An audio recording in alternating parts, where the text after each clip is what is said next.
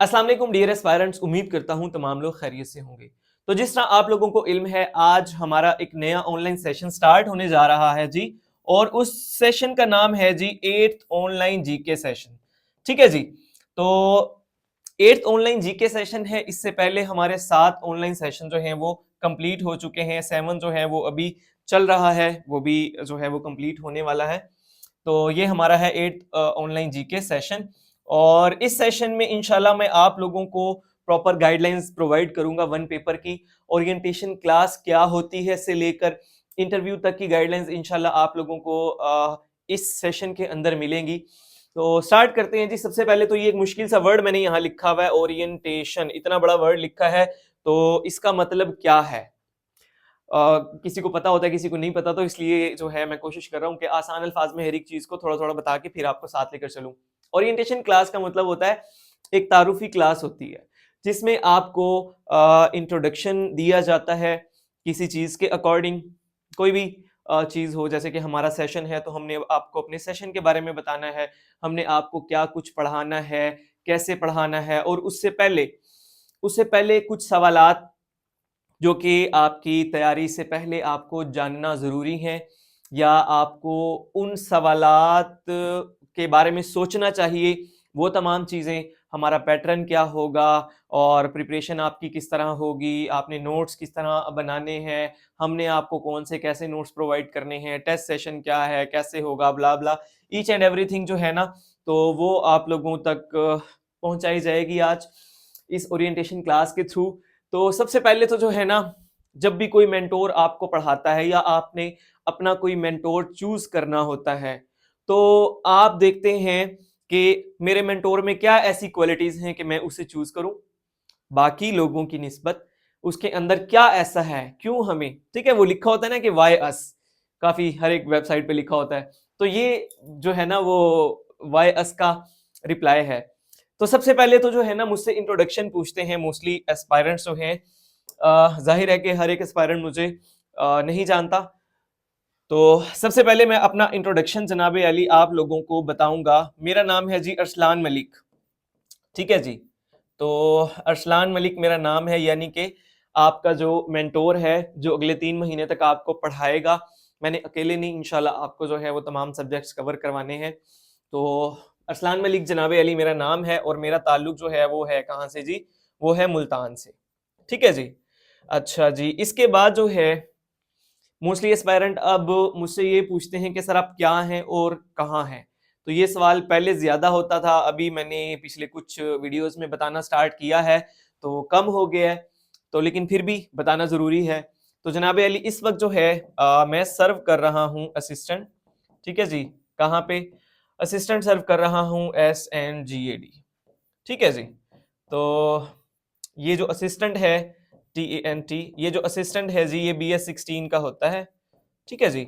और PPSC के through jobs आती हैं। लास्ट आई थी 2024 के अंदर, 1,11,000 लोगों ने अप्लाई किया था, तो उसमें से जो है वो हम लोग रिकमेंड हुए थे, उसमें मैं भी शामिल था। अच्छा, तो ये तो हो गई मेरी जॉब, मेरा सिटी और मेरा नेम। अब इसके अलावा कुछ डिटेल्स उसके अंदर है। सबसे पहले डिग्री। ठीक है जी। सबसे पहले मैं आपको बताऊंगा अपनी डिग्री के बारे में। तो मैंने एक रेगुलर डिग्री की हुई है, और वो कौन सी है जी? वो है MA इंग्लिश की। MA इंग्लिश मेरी रेगुलर डिग्री है। ठीक हो गया जी। और इसके अलावा मैंने 3 प्राइवेट डिग्रीज भी की हैं। ठीक है जी। MA इंग्लिश हो गया, MA उर्दू है दूसरे नंबर पे, और MA इस्लामियात है जी। ठीक है जी, इस्लामिक स्टडीज कह लें, इस्लामियात कह लें। और इसके अलावा है जी पॉलिटिकल साइंस। ठीक है जी, पॉलिटिकल साइंस।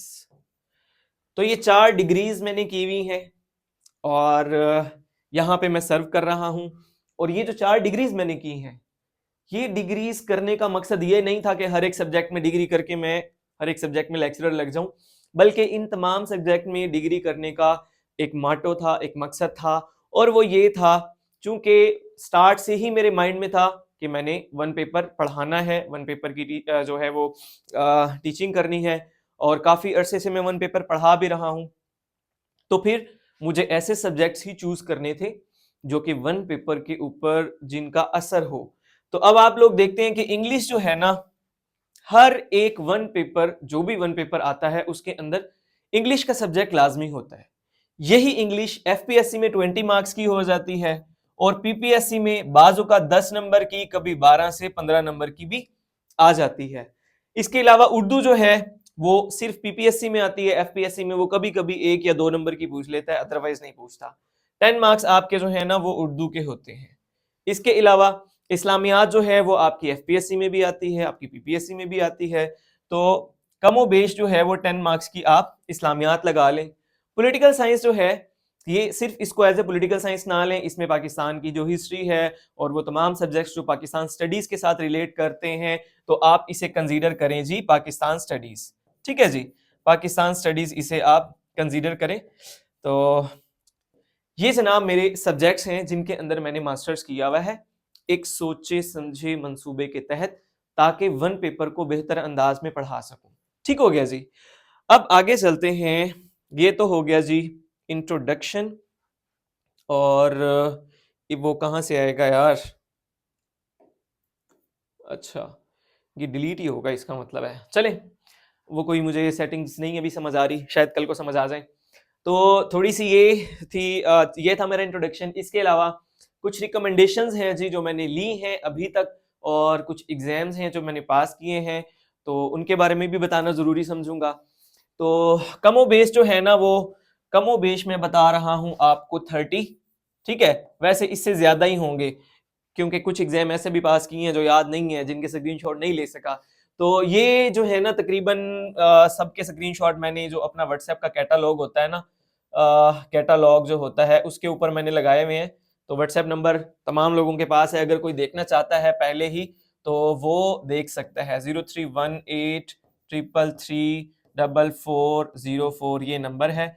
कैटालॉग में जाके आप देख लेंगे कौन कौन से एग्जाम मेरे पास हैं।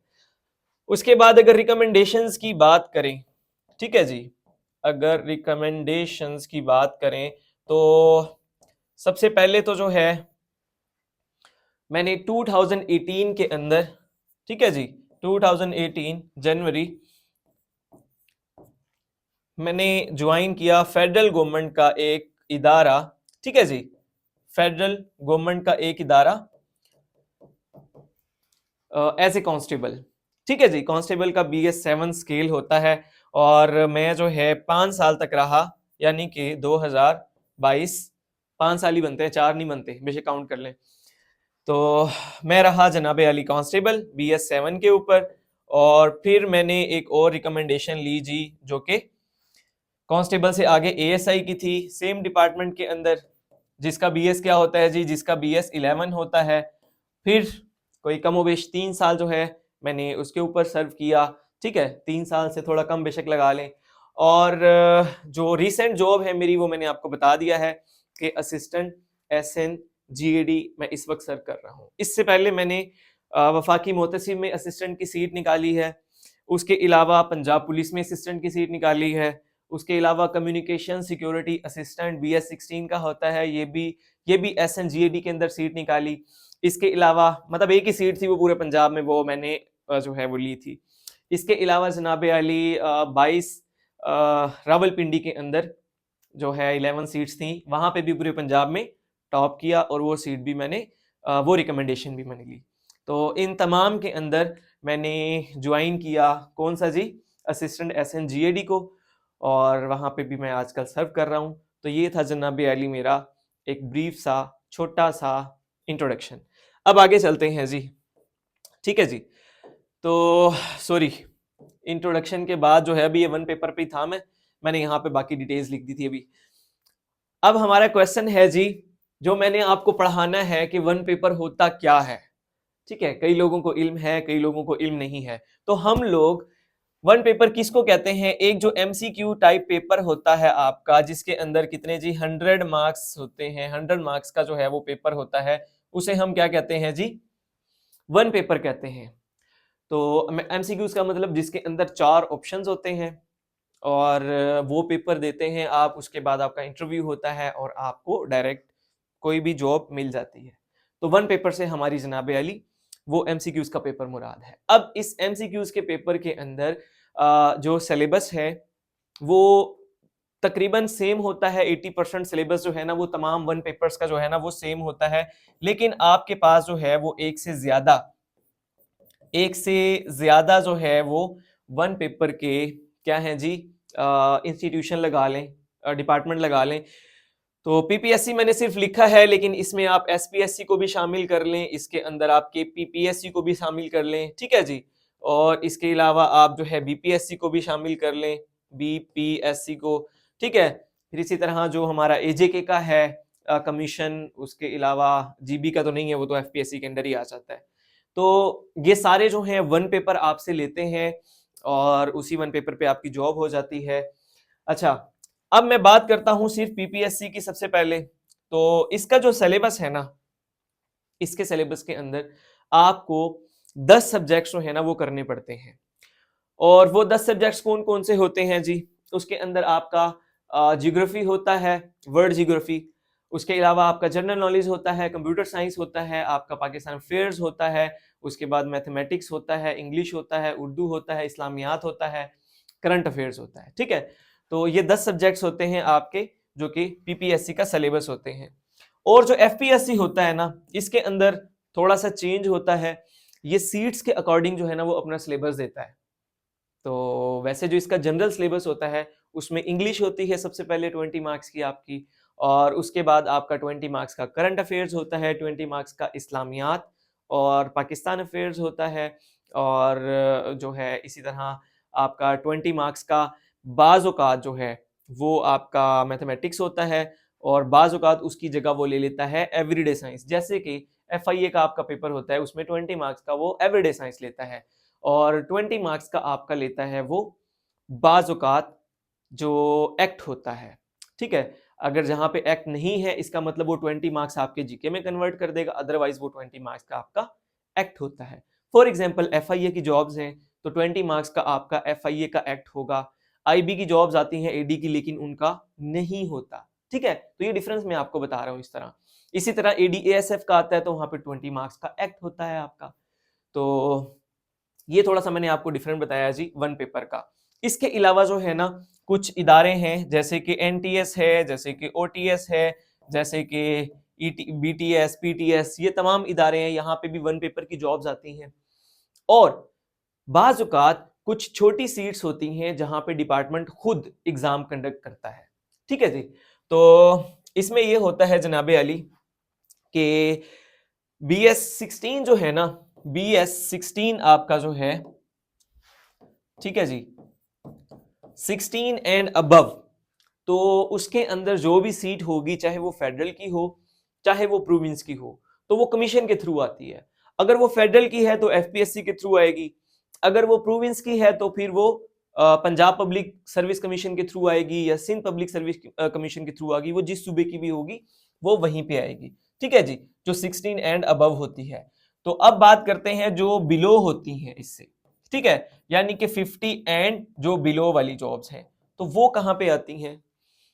पीपीएससी बाजू का जो है अभी वो खुद करवा रहा है, तो वो BS9 के भी उसने कंडक्ट की हैं, 11 के भी किए हैं। अदरवाइज जो है जो फेडरल के डिपार्टमेंट हैं तो वो अपने एग्जाम खुद कंडक्ट करवा लेते हैं।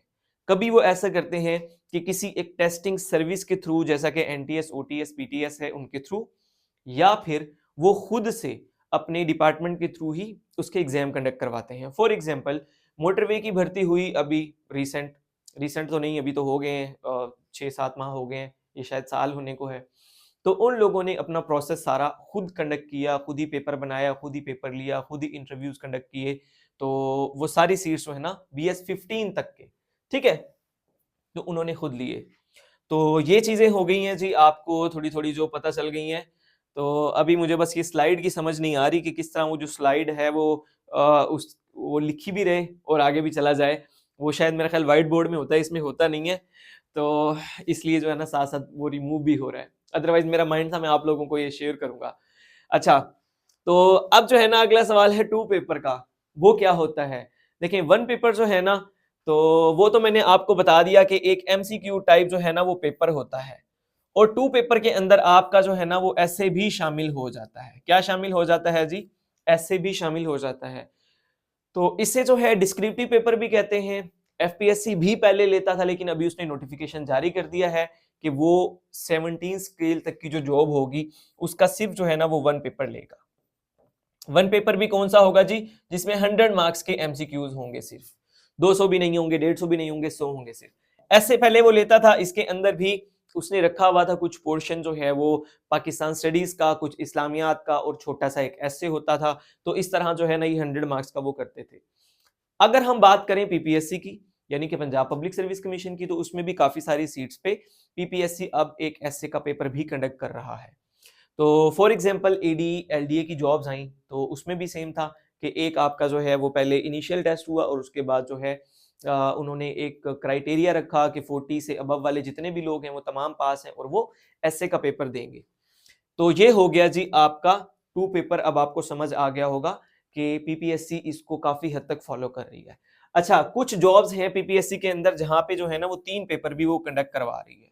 ठीक है जी, 3 पेपर भी कंडक्ट करवा रही है, 3 या 4 लगा लें आप।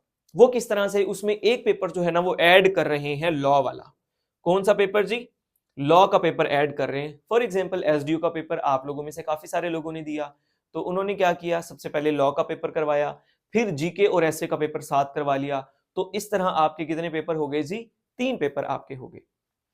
अब जो ये एसडीओ है या फिर इस तरह की कुछ और जॉब्स होती हैं, तो उसके अंदर आपका एक एक्स्ट्रा एग्जाम भी होता है और उसे क्या कहते हैं, उसे हम कहते हैं साइकोमेट्रिक या साइकोलॉजिकल।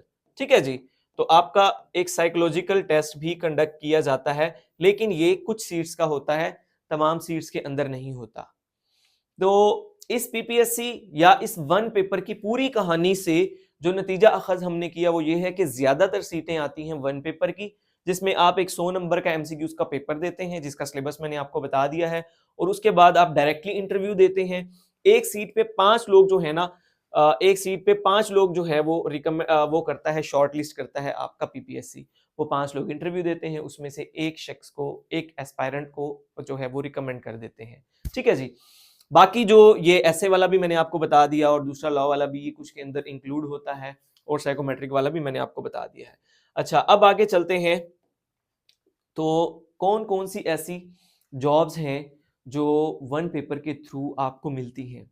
तो क्या वो एम फारिग सी जॉब्स होती हैं या कोई वाकई कोई प्रेस्टिजियस जॉब्स होती हैं जो आपको इसके थ्रू मिलती हैं? तो वो अभी मैं आपको तमाम बता चुका हूँ। एफपीएससी के थ्रू आपको उन्होंने एक प्रॉपर जो है वो लेटर इशू किया है कि हम सिर्फ एक 1 पेपर कंडक्ट करेंगे और उसके बाद डायरेक्टली आपका इंटरव्यू होगा। हाँ, कुछ एग्जाम्स में जो है वो एक पेपर दोबारा कंडक्ट कर रहे हैं, जैसा कि एडीएएसएफ का पहले उन्होंने पेपर लिया, फिर 21,000 लोगों का दोबारा पेपर ले लिया, लेकिन एसए का पेपर नहीं लिया। तो इससे जो है नतीजा क्या निकला, नतीजा ये निकला कि सिर्फ आपने जो फोकस करना है वो 1 पेपर के ऊपर करना है, एसए के ऊपर भी नहीं करना। इसी तरह जो आपका पीपीएससी है उसमें मोस्टली असिस्टेंट की सीट्स आती हैं। ठीक है जी, कौन सी, BS 16 की सीट्स आती हैं असिस्टेंट की। तो यहां पे आपका सिर्फ 1 पेपर ही होता है और उसके बाद आपकी डायरेक्टली क्या होती है, डायरेक्टली क्या होता है, आपका इंटरव्यू होता है। सिर्फ असिस्टेंट नहीं, इसके अलावा भी काफी सारी जॉब्स हैं, जैसा कि जिलेदार की जॉब्स आई, तो जिलेदार का भी सिर्फ एक पेपर था। और अगर हम नीचे वाली कुछ जॉब्स की बात करें, जैसे जूनियर क्लर्क होता है, तो उसका तो वो वैसे ही नहीं लेते 2 पेपर, उसका तो होता ही एक पेपर है। तो जो 16 या 16 एंड अबव या कोई तगड़ी सीट होती है ना, जैसे नायब तहसीलदार है, उसका सुनने में आ रहा है कि सीट्स अभी अनाउंस हो जानी है कुछ टाइम तक, तो उसके जो है वो 3 पेपर होंगे, जो पैटर्न ऑलरेडी मैं आपको बता चुका हूं। तो ये जॉब्स होगी जो आपको 1 पेपर के थ्रू मिलती हैं।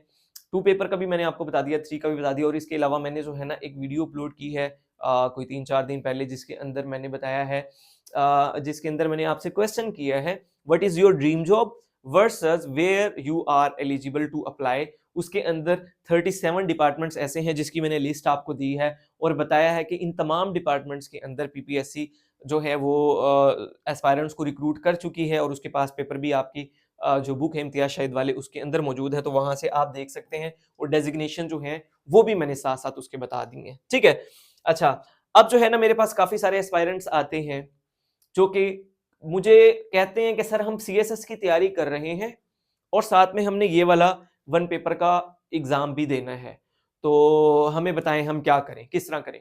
खास तौर पे अभी जो पीएमएस का जीके वाला सेशन हमने करवाया, तो माशाल्लाह हमारे पास 400 प्लस एस्पायरेंट्स उसके अंदर था। तो उसमें काफी सारे एस्पायरेंट्स ऐसे थे जो कि सीएसएस के भी एस्पायरेंट थे और साथ में वो पीएमएस का जीके भी तैयार कर रहे थे। तो अब उन लोगों को मसला दरपेश आ रहा था काफी। तो वैसे जो पीएमएस का सिलेबस होता है जीके का, वो तो सीएसएस के एक पेपर से आप तकरीबन काफी हद तक कवर कर लेते हैं, या आप लगा लें वो जो जीके वाला पोर्शन है सीएसएस का, वहां से वो सारा आपका एमसीक्यूज वाला कवर हो जाता है। तो लेकिन अगर आपने वैसे जो 10 सब्जेक्ट्स मैंने आपको बताए उनकी तैयारी करनी है, तो सीएसएस का जो एक एस्पायरेंट होता है वो उसके अंदर बगैर तैयारी के अच्छा परफॉर्म नहीं कर सकता। ठीक है जी। क्यों? उसकी रीजन क्या है? वहां पे आपने डिस्क्रिप्टिव स्टडी करनी है, वहां पे आपके जो क्वेश्चंस होने हैं वो इस तरह के होने हैं कि बताएं जी कि प्रॉब्लम्स पूछ ली आपसे, आपसे कोई सॉल्यूशंस पूछ लिए, आपसे उन्होंने जो है वो क्या होता है किसी चीज के बारे में डिटेल्स पूछ ली। ठीक है, तो अब वो ऐसी चीजें हैं जिसमें आपने पॉइंट्स याद करने होते हैं। ठीक है, और जो वन पेपर होता है उसके अंदर आपको पॉइंट्स नहीं, आपको फैक्ट्स याद करने होते हैं ज्यादा। तो ये उसके अंदर जो है ना मेन डिफरेंस है। यहां पे आपको कोई भी पॉइंट याद करने की जरूरत नहीं है। ठीक है, तो फॉर एग्जांपल कोई आपसे पूछे बताएं जी मुसलमान होने के क्या फायदे हैं, तो आप उसे जो पॉइंट्स गिनवाना शुरू कर देते हैं लिख के, ये वाली वन पेपर के अंदर आपको करने की जरूरत नहीं है। अगर आप मुसलमान हैं तो आपसे ये क्वेश्चन किया जाएगा कि आपका जो है वो आखिरी नबी कौन है। ठीक है, नमाजें कितनी हैं, ज़कात कब नाजिल फर्ज हुई, ठीक है, नमाज कब फर्ज हुई। तो इस तरह के आपसे सवाल पूछे जाएंगे। ज़कात के फवाइद क्या हैं, ये आपसे नहीं पूछा जाएगा। ठीक है जी, नमाज के फवाइद क्या हैं, तो नमाज ना पढ़ने के नुकसानात क्या हैं, ये चीजें आपसे पूछी नहीं जाती। ये मैंने आपको सिर्फ वैसे जनरल बता रहा हूं, लेकिन जाहिर है इस ये वाले सवाल तो नहीं होते, लेकिन पैटर्न ये होता है, मैं आपको पैटर्न बताने की कोशिश कर रहा हूं। ठीक है, तो सीएसएस जो है ना, बेसिकली सीएसएस का एक ये एमसीक्यूज भी है कि इससे बनता क्या है, पीपीएससी के अंदर आया हुआ है, सेंट्रल सुपीरियर सर्विसेज इससे बनता है। तो सेंट्रल सुपीरियर सर्विसेज जो है ना आपकी, एफपीएससी ये एग्जाम कंडक्ट करवाता है। इसके अंदर आपके 12 पेपर होते हैं। वो 12 पेपर दे के आप जो है पहले शॉर्टलिस्ट होते हैं, फिर इसी तरह आपका इंटरव्यू होता है, फिर आप जो है रिकमेंड नॉट रिकमेंड होते हैं, और कुछ ग्रुप्स होते हैं सीएसएस के, 12 ग्रुप्स होते हैं। तो उन 12 ग्रुप्स के अंदर में से किसी भी एक ग्रुप के अंदर आपको रिकमेंडेशन मिल जाती है और आप वहां पे BS-17 के अंदर जो है वो सर्व करते हैं। ठीक है जी, तो BS-17 की जॉब आपको मिल जाती है सीएसएस करके। लेकिन सीएसएस करना वन पेपर की निस्बत काफी मुश्किल है। ठीक है, तो मुश्किल होने की वजह क्या है? मुश्किल होने की वजह यह है कि ये एक डिस्क्रिप्टिव पेपर है, और यहां पे जो चीज भी आप लिखेंगे वो आपकी हो सकता है कि आपकी ओपिनियन हो, और जो चेकर है, पेपर चेकर है, हो सकता है किसी 12 में से किसी एक चेकर को आपको ओपिनियन पसंद ना आए और वो आपको वहां पे फेल कर दे। लेकिन वन पेपर में इस तरह नहीं होता। वहां पे किसी की भी ओपिनियन की कोई वैल्यू नहीं है, वहां पे सिर्फ फैक्ट एंड फिगर्स की बात की जाती है। ठीक है जी, तो वहां पे जो भी आप ऑप्शन लगाएंगे तो वो मशीन ने चेक करना है, वहां पे किसी का बाइस्ड होना वो बनता ही नहीं है। तो इसलिए वो वाला एक एग्जाम जो है वो पास करना वो सीएसएस की निस्बत बकदरे आसान है, वन पेपर वाला। नंबर 2, अब देखें, सीएसएस करने पे मैं आप लोगों को डिमोटिवेट तो नहीं कर रहा, लेकिन मैं आपको सिर्फ ये बता रहा हूं कि ये उससे मुश्किल है। तो इसका मतलब ये है कि आप अगर अभी स्टेप ले रहे हैं अपनी लाइफ के, आपको फाइनेंशियल सपोर्ट की जरूरत है, आपको एक स्टेबल जॉब की जरूरत है, तो आप पहले वन पेपर की प्रिपरेशन करें जो कि कम टाइम में हो जाती है, उसकी जॉब भी कम टाइम में आपको मिल जाती है, उसका प्रोसेस जो है वो बड़ा फास्ट है। उसके बाद बेशक आप किसी जॉब में आके सीएसएस की प्रॉपर जो है वो प्रिपरेशन कर सकते हैं। तो ये मैंने आपको सीएसएस के बारे में कुछ डिटेल्स बता दी हैं। और एक इसी तरह एग्जाम होता है आपका, उसे हम कहते हैं पीएमएस। पीएमएस से बनता है जी प्रोविंशियल मैनेजमेंट सर्विसेज। ये भी सीएसएस की तरह का एक एग्जाम होता है, लेकिन ये सिर्फ एक सूबे के अंदर कंडक्ट करवाया जाता है। जैसे कि पंजाब के अंदर पीपीएससी से कंडक्ट करवाता है, केपी के अंदर इसे केपीपीएससी कंडक्ट करवाती है, तो इसी तरह सिंध के अंदर। तो ये डिफरेंट सूबों के अंदर ये जो है सर्विसेज की जो जॉब होती है वो BS-17 की आपको पीएमएस करके मिलती है। अब पीपीएससी इसको करवाता है, रिसेंटली इसका एग्जाम हुआ है, पहले इसका जीके का पेपर होता है जिस तरह सीएसएस का पहले, एक आपका एमपीटी टेस्ट होता है, और एमपीटी टेस्ट जो क्लियर करता है फिर वही एग्जाम दे सकता है सीएसएस का। लेकिन यहाँ पे थोड़ा सा डिफरेंस होता है पीएमएस के अंदर। यहाँ ये होता है कि आपने जो जीके वाला पेपर है सिर्फ पास ही नहीं करना, उसके अंदर अच्छे मार्क्स भी लेने हैं, चूंकि इस पेपर के मार्क्स आपके फाइनल रिजल्ट के अंदर काउंट होते हैं। ठीक है जी, तो ये भी तकरीबन उससे मिलता जुलता है। और डिस्क्रिप्टिव इसके अंदर होते हैं 11 पेपर, ऑब्जेक्टिव का एक है, वो जैसे अभी हो चुका है, बाकी 11 जो है आपके डिस्क्रिप्टिव होंगे। उसके अंदर भी सीएसएस और पीएमएस दोनों के अंदर 6 सब्जेक्ट्स कंपलसरी होते हैं और 6 सब्जेक्ट्स जो हैं वो ऑप्शनल होते हैं। जो पीएमएस है उसके अंदर ग्रुप्स होते हैं, तो 3 ग्रुप आप चूज करते हैं 200-200 नंबर के। और जो सीएसएस होता है उसके अंदर 200 वाले जो ग्रुप्स हैं वो कम होते हैं और 100 वाले ज्यादा होते हैं। तो वहां पे आपको 5 या 6 ग्रुप जो है वो चूज करने पड़ते हैं उसके अकॉर्डिंगली। ठीक है जी। अच्छा, अब इसके बाद जो है ना, जो आपका सीएसएस और पीएमएस होता है, जो आपकी डिस्क्रिप्टिव स्टडी होती है, उसके ना आपके पास जो चांसेस होते हैं ना, वो होते हैं आपके पास 3 चांसेस होते हैं। इसी तरह जितने भी वन पेपर है आपके, और वन पेपर कौन से जी, खास तौर पे वन पेपर जो आपके पीपीएससी के हैं, ठीक है, इसके भी आपके पास 3 चांसेस होते हैं। तो अब 3 चांसेस आप काउंट किस तरह करेंगे? सीएसएस में तो ये है कि आपने 12 पेपर दिए, कोई एक फेल हो गया, चांस आपका गया। आप पास हो गए, आपको एलोकेशन नहीं हुई, फिर भी आपका चांस गया। पीएमएस के अंदर जो है वो किस तरह होता है कि आपने जो है जीके अटेम्प्ट किया, अगर फेल हो गए चांस आया। जीके पास करने के बाद आपने बाकी के 11 पेपर दे दिए, वहां फेल हो गए तो भी चांस आया। अगर आपका एग्रीगेट 50 से अबव बनता है और आपकी रिकमेंडेशन नहीं होती, तो फिर आपका चांस आया नहीं होता, वो आपका चांस जो है वो बच जाता है। लेकिन ये है कि आपको एलोकेशन नहीं होती। तो इस तरह इनके चांस काउंट होते हैं। और वन पेपर का चांस किस तरह काउंट होता है? अगर आपके 40 से कम नंबर आए किसी भी पेपर में, फॉर एग्जाम्पल मैं आपको सिर्फ एग्जाम्पल देता हूं एक पेपर से जो कि लेक्चरर का है। ठीक है जी, एक पेपर है जो कि लेक्चरर का है, और कौन लेता है? जो HED लेती है, हायर एजुकेशन डिपार्टमेंट लेता है।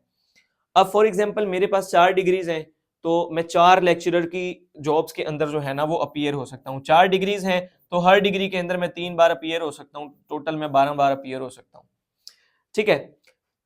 और एक और चीज ये है कि अगर यही लेक्चरर की जॉब किसी और डिपार्टमेंट में आ जाए, यानी कि HED के अंदर ना हो, वो लेबर डिपार्टमेंट के अंदर हो सकती है, वो कॉमर्स के जैसे कॉलेजेस से वहां हो सकती है, तो फिर से आपको 3 चांस दोबारा मिल जाएंगे। ये बात बताने का आपको मकसद क्या था? ये बात बताने का आपको मकसद ये था कि एक जॉब आती है पीपीएससी के अंदर जिसे हम कहते हैं असिस्टेंट की जॉब। ठीक है जी, कौन सी जॉब आती है जी? असिस्टेंट की जॉब आती है।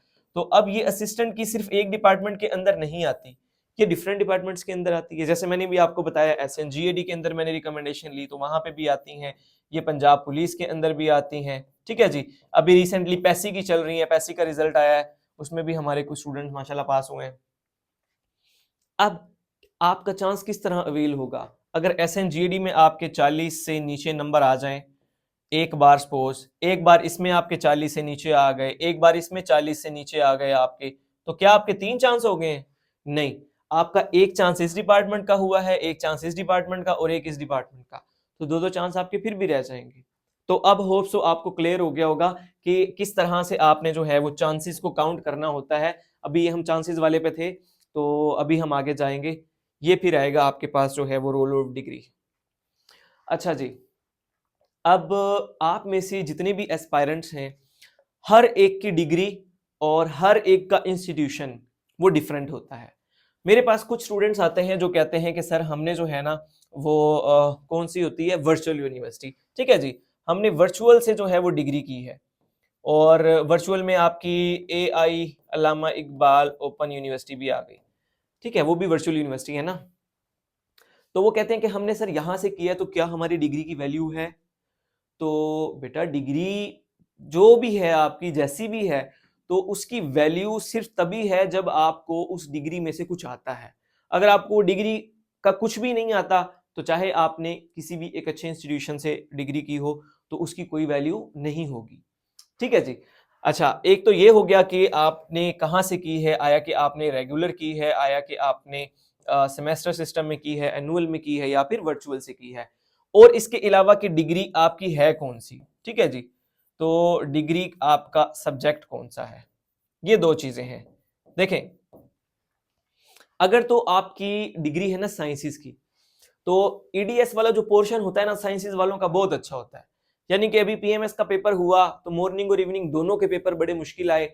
मेरा खुद का पेपर बड़ा मुश्किल गुजरा क्योंकि मेरा जो बैकग्राउंड है वो साइंसेस का नहीं है। लेकिन जो है वो कुछ स्टूडेंट्स हैं, जैसे कि एक हमारा दोस्त है, वो भी असिस्टेंट है एसएनजीएडी में, तो हमारा स्टूडेंट भी रहा है। तो उसने बताया कि सर मेरे तो 70 प्लस बन जाएंगे। फिर इसी तरह हमारी एक और स्टूडेंट है, वो एमफिल जोलॉजी है, वो भी अभी BA 17 पे ऑलरेडी सर्व कर रही हैं, लेकिन उन्होंने भी पीएमएस का एग्जाम दिया, उनके भी माशाल्लाह से 70 प्लस जो है वो उन्होंने बताया कि बन रहे हैं।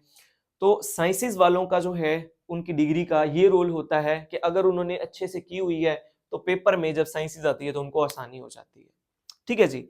और दूसरी बात ये है अब कि जब आपका होता है इंटरव्यू, तो इंटरव्यू में मोस्टली ऐसा होता है कि जो ब्यूरोक्रेट्स बैठे होते हैं उनकी साइंसेस की या तो डिग्री नहीं होती, या अगर उनकी साइंसेस की डिग्री हो भी तो वो इंटरेस्ट लेते हैं आर्ट्स के क्वेश्चन करने के अंदर। आर्ट्स में कौन से सब्जेक्ट्स जी, उन्हें वो इंटरेस्ट लेते हैं पॉलिटिकल साइंस के अंदर, वो इंटरेस्ट लेते हैं पाकिस्तान स्टडीज के अंदर, वो इंटरेस्ट लेते हैं अगर कोई लिटरेचर वहाँ पे लिटरेचर से ताल्लुक रखने वाला स्टूडेंट है, वो आपसे ग्रामर का कोई यानी लिंग्विस्टिक्स का कोई क्वेश्चन कर लेंगे। तो बेसिकली जो है वो political science, international relation, Pakistan studies, तो जीके, इस तरह के जो सब्जेक्ट्स हैं ना वो इंटरव्यू में उनका उसके ऊपर फोकस होता है।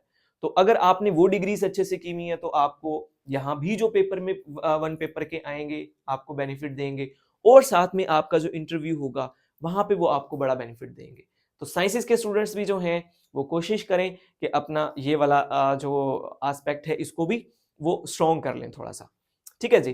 तो आपकी डिग्री के जो सब्जेक्ट्स हैं उनका ये अमल दखल होता है। इससे पहले जो है ना 1 जनवरी 2026 से पहले जो आपकी डिग्री होती थी ना, इसके मार्क्स का एक अमल दखल होता था आपकी रिकमेंडेशन के अंदर। ठीक है जी। आपकी रिकमेंडेशन के अंदर फॉर एग्जांपल आपके आपके जो है ना वो A+ है हर जगह, और परसेंटेज भी अच्छी बन रही है, तो एक फार्मूला होता था पीपीएससी का एकेडमिक्स मार्क्स काउंट करने का, उसके थ्रू आपके मार्क्स ज्यादा बन जाते थे। ठीक है। लेकिन अभी आपके चाहे नंबर हैं जी 1090 1100 में से, ठीक है जी, या आप लेके पास हो रहे हैं जी 560 नंबर 1100 में से, तो अब आपके मार्क्स का आपके इस रिकमेंडेशन में या पेपर के प्रोसेस में कोई अमल दखल नहीं है, और ये पीपीएससी का एक अच्छा कदम है। ठीक है जी। तो रोल ऑफ डिग्री पूछते हैं बाज़-औक़ात लोग, तो अभी मैंने आपको बता दिया कि डिग्री का क्या रोल है, आया कि वन पेपर में आपको हेल्पफुल साबित हो जाए, और वहां जाके जो है वो इंटरेस्ट लेते हैं जो ब्यूरोक्रेट या जो भी इंटरव्यू लेने वाले बैठे हैं, वो डिग्रीज भी मैंने आपको बता दी है। साइंसेस के इतने ज्यादा क्वेश्चंस वहां पे आपसे नहीं होते। अच्छा जी। इसके बाद जो है जो भी एस्पायरेंट प्रिपरेशन करते हैं या हमसे गाइडलाइंस लेने के लिए आते हैं, तो हम उन्हें क्या कहते हैं, हम कहते हैं कि जी जाएं सबसे पहले पास पेपर करें, पास पेपर तैयार करें। तो अभी जो हमारा ये सेशन है जो चलेगा, इसके अंदर भी जो क्वेश्चंस आएंगे आप लोग नोट करेंगे, वो सारे के सारे पास पेपर के क्वेश्चंस होंगे। बाहर मतलब एक्स्ट्रा चीजें उसके अंदर कम होंगी, और जो 90% है, 80 से 90% हमने पास पेपर को जो है ना वो कवर करना होता है। और जब ये सेशन लेने के बाद या लेक्चर्स लेने के बाद आप उस टॉपिक के पास पेपर के क्वेश्चंस देखते हैं तो वो सारे आपको आते होते हैं, तो ये आपको जो है ना बड़ा बेनिफिट हो जाता है। तो पास पेपर जो है आपके इम्तियाज शाही साहब के जो पब्लिश उन्होंने करवाए हुए हैं, तो ये समझ लें कि एक रीढ़ की हड्डी की हैसियत रखते हैं आपकी इस तैयारी के अंदर, इस पूरी तैयारी के अंदर। तो हर एक एस्पायरेंट को ये जो पास पेपर हैं ये लाजमी तौर पे क्या होने चाहिए जी, ये लाजमी तौर पे मेमोराइज होने चाहिए, याद होने चाहिए। और कौन से पास पेपर लेने हैं, अक्सर ये क्वेश्चन करते हैं जो एस्पायरेंट हैं। तो देखें इसके ना एडिशन आते रहते हैं, यानी कि जैसे ही कोई पेपर होता है, जैसे कोई 5-7 पेपर हुए, तो वो जो है फिर पिछली वाली किताब के अंदर वो लगा दिए जाते हैं। तो वो जब लगाते हैं उसको पब्लिश करते हैं, एक नया एडिशन सामने आ जाता है। तो अभी मतलब बहुत जल्दी जल्दी एडिशन निकाल रहे हैं इम्तियाज शाही साहब, 105 निकाला, 6 अब 107। तो इस वक्त जो है ना 107 एडिशन चल रहा है, तो शायद आप में से कोई जब ये वीडियो देखे तो 108 आ चुका हो। देखें कोई भी किताब आपने लेनी है ना, मैं सिर्फ इम्तियाज शाही साहब की बात नहीं कर रहा, कोई भी किताब है, चाहे वो करंट अफेयर्स की है, चाहे वो एवरीडे साइंस की है, कोई भी है, आपने देखना है उसका जो लेटेस्ट एडिशन आया हुआ है ना मार्केट के अंदर, आपने वो परचेज करना होता है। तो उसके अंदर क्या होता है, लेटेस्ट एडिशन के अंदर कोई कमी बेशी होती है, कोई चीज़ अगर पहले उन्होंने गलत लिखी हुई है, कोई टॉपिक उन्होंने पहले मिस किया हुआ है, वो तमाम चीज़ें उसके अंदर वो क्या कर देते हैं जी, ऐड कर देते हैं। तो इस वजह से हर एक बुक जो भी आपने परचेज करनी हो उसका आपने लेटेस्ट एडिशन लेना है। तो अगर किसी के पास अभी हार्ड फॉर्म में ये नहीं है तो वो इसको परचेज कर ले। काफ़ी सारे स्टूडेंट्स ऐसे हैं जो मुझसे कहते हैं कि सर हमें सॉफ्ट के अंदर जो है वो पास पेपर प्रोवाइड कर दें, तो मैंने किए भी हैं लेकिन इसका कोई ख़ास फ़ायदा नज़र नहीं आता। आप लोग जब तक एक हार्ड फॉर्म में बुक परचेज नहीं करेंगे, उसके ऊपर वर्क नहीं करेंगे, अपने हाथ से टिक नहीं लगाएंगे, अपने हाथ से थोड़ा-सा डिटेल्स नहीं लिखेंगे उसकी, थोड़ी-सी मैंने बोला है, थोड़ी-सी का मतलब थोड़ी-सी है, ऐसा नहीं है कि उस पे आपने थीसिस नहीं लिखने बैठ जाना पीएचडी के।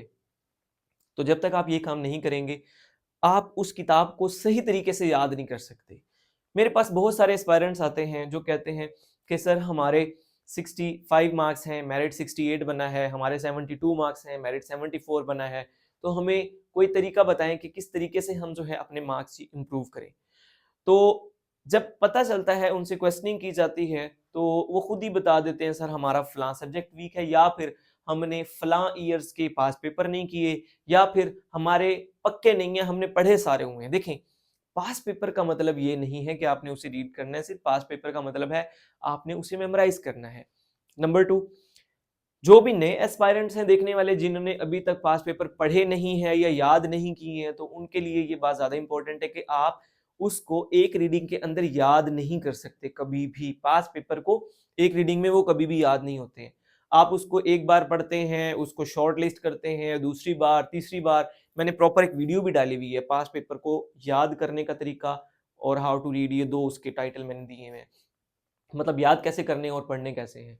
तो आपको वो तरीका आना चाहिए। उस तरीके के बाद आपने जो शॉर्ट लिस्ट कर ली हैं, जो आपके क्वेश्चंस बच गए हैं, वो आपको फिंगर टिप्स के ऊपर याद होने चाहिए।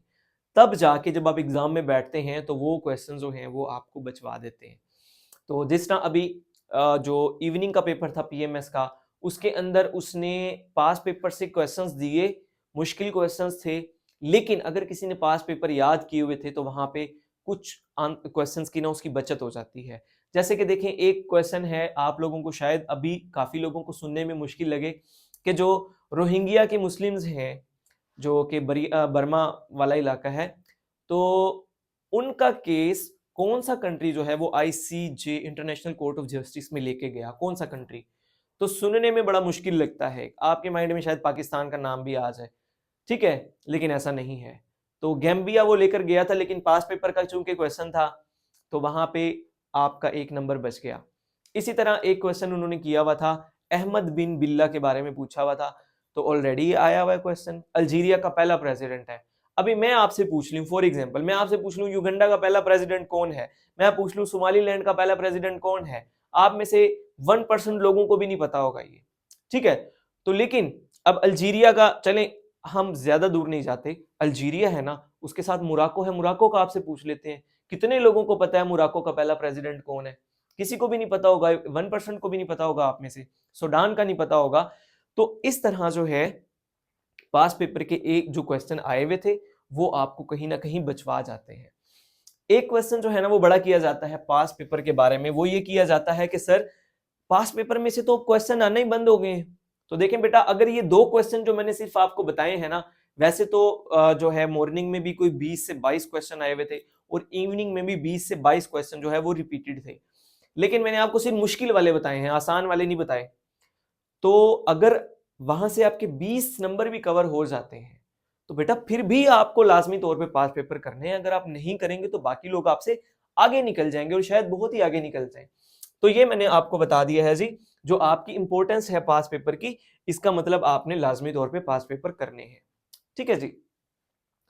अच्छा, अब ना एक चीज होती है उसे हम कहते हैं क्रैमिंग, और एक चीज होती है जिसे हम कहते हैं रॉट लर्निंग। देखें, इसमें क्या होता है, इसमें आप चीजों को याद कर रहे होते हैं। जो रॉट लर्निंग होती है उसके अंदर आप चीजों को इस तरह याद करते हैं कि आप कहते हैं कि मुझे इसका मतलब नहीं पता चलना चाहिए, मैं जानना भी नहीं चाहता इसका मतलब, बस मुझे ये चीज याद होनी चाहिए, मेरी जान बच जाए, ठीक है। जैसे हमें स्कूल लेवल पे जब सर कहते थे ना डैफोडिल्स की समरी सुनाओ, हमें नहीं पता होता था कि हम क्या याद कर रहे हैं, हमें नहीं पता था इसका मतलब क्या है, लेकिन हमने जनाबे अली डैफोडिल्स की समरी सुना देनी थी। डंडों के डर से। तो इस तरह होता है जो आपको याद करने में काफी टाइम लग जाता है। एक और एग्जांपल आपको दूंगा मैं। हम लोग तमाम लोग नमाज पढ़ते हैं, लेकिन हम में से भी 90% लोगों को पूरी नमाज का मतलब नहीं पता होगा। फॉर एग्जाम्पल, चले मैं मान लेता हूं आप लोगों को सूरह फातिहा का तर्जुमा आता है, सूरह इखलास का तर्जुमा आता है, तो समी अल्लाहु लिमन हमीदा का मतलब नहीं पता होगा कई लोगों को, ठीक है। तो अत्तहियात का मतलब पूरा नहीं पता होगा। तो इस तरह मैं आपको जो बात करना चाह रहा हूं ना, लेकिन हमें वो टोटली हमने याद की हुई है, हमें चाहे मतलब आता है या नहीं आता। इस लर्निंग के अंदर आपको लगता है टाइम। तो कभी भी ऐसा नहीं होता कि आज आपने इसको रीड किया और कल आपने एज इट इज जाके बता दिया। क्रैमिंग ये है कि आपका एग्जाम करीब है और अब आपने रट्टा लगाना शुरू कर दिया, तो क्रैमिंग ये है कि वो भूल जाती है फिर, मतलब लॉन्ग टर्म के लिए बेनिफिशियल कोई खास नहीं होती। क्रैम एक ही चीज है बेसिकली, लेकिन उसका ये है कि आप उसको बार बार रिपीट करते रहते हैं, इतना रिपीट करते हैं कि वो बस आपकी जो है ना वो जबान पे आ जाता है और इजीली आपको याद हो जाता है। क्रैमिंग वाला जो है ना आपको भूल जाता है। एक और चीज होती है, वो क्या होता है, आपका एक बैकग्राउंड होता है, आपका जो एजुकेशनल बैकग्राउंड होता है वो आपको काम आ रहा होता है आपके पेपर के अंदर। फॉर एग्जाम्पल, हम जो थे ना जब 5th क्लास में थे, मुझे आज भी याद है कि एक पेपर आया, वो जो हमें क्वेश्चन पेपर मिला, उसके अंदर मैडम ने हमें क्वेश्चन दिया हुआ था कि सैयारे और सितारे में क्या फर्क होता है, ठीक है। वो उसकी एक एक लाइन ही लिखनी होती थी 5th क्लास में, बुक के ऊपर ही लिखनी होती थी वो भी। तो अब मेरे जहन में नहीं था कि क्या होता है, वो उन्होंने टेस्ट ले लिया, तो मैंने लिखा कि सैयारे वो होते हैं जो जमीन पे होते हैं और सितारे वो होते हैं जो आसमान पे होते हैं, वो बस था। लेकिन तभी जो है ना वो क्या नाम है, प्लूटो, प्लूटो के बारे में उन्होंने बताया था कि वैसे तो रट्टा ही होता था सिर्फ, लेकिन बता रहे थे कि अब ये प्लूटो जो है ना वो निजाम शमसी का हिस्सा नहीं रहा। तो अब वो 5th क्लास वाली बात जो है, वो अगर पेपर में आप बैठे हुए हैं और आपको पूछ लेता है वो कि इनमें से कौन सा प्लेनेट नहीं है इस वक्त, या ड्वार्फ प्लेनेट कौन सा है, तो आप थोड़ा बहुत मैच कर सकते हैं। तो वैसे डेट भी पूछते हैं आपके कब अलग हुआ, 2006 के अंदर जो है ना उसको अलग कर दिया प्लूटो को। और अभी सिर्फ जो सोलर सिस्टम है आपका, उसके अंदर सिर्फ 8 जो है ना वो सैयारे हैं। अच्छा, इस बात का मतलब क्या है, आपको बताने का मकसद ये है कि आपकी जो बैकग्राउंड नॉलेज होता है वो आपको बाजू का जो है ना वो बड़ा फायदा पहुंचा जाता है। अगर मैं सिर्फ वन पेपर की ही बात करूं, आपके पास पेपर्स की ही बात करूं, तो इट इज पॉसिबल कि आप जो 100 एमसीक्यूज पढ़ रहे हैं, उन 100 में से 5 एमसीक्यूज वो आ जाएं या तो आपकी डिग्री के रिलेटेड है, या आपने फर्स्ट ईयर में या मैट्रिक में कहीं पढ़े हुए हैं, वो आपको फिर आसान लगते हैं, ठीक है। तो ये डिफरेंस जो है ये उन लोगों को भी ज्यादा आता है जिन लोगों की स्टडी बहुत अच्छी होती है, स्ट्रांग होती है, बड़े थोड़े वक्त के अंदर जो है वो आके वन पेपर को क्लियर कर जाते हैं, बनिस्बत उनके जो कि गवर्नमेंट स्कूल्स के अंदर पढ़े होते हैं। तो वो उस तरीके से जो है ना इसको वो नहीं कर पाते। तो देखें, अगर तो आपकी बैकग्राउंड स्टडी अच्छी है, बैकग्राउंड नॉलेज आपके पास है, पढ़ते हुए आपको पता होता है ये तो हमने वहां पढ़ा था, आपको वो चीजें आसानी से याद हो जाएंगी। लेकिन अगर नहीं है तो फिर आप लोगों ने लाजमी तौर पे जो है ना वो क्रैमिंग करनी है।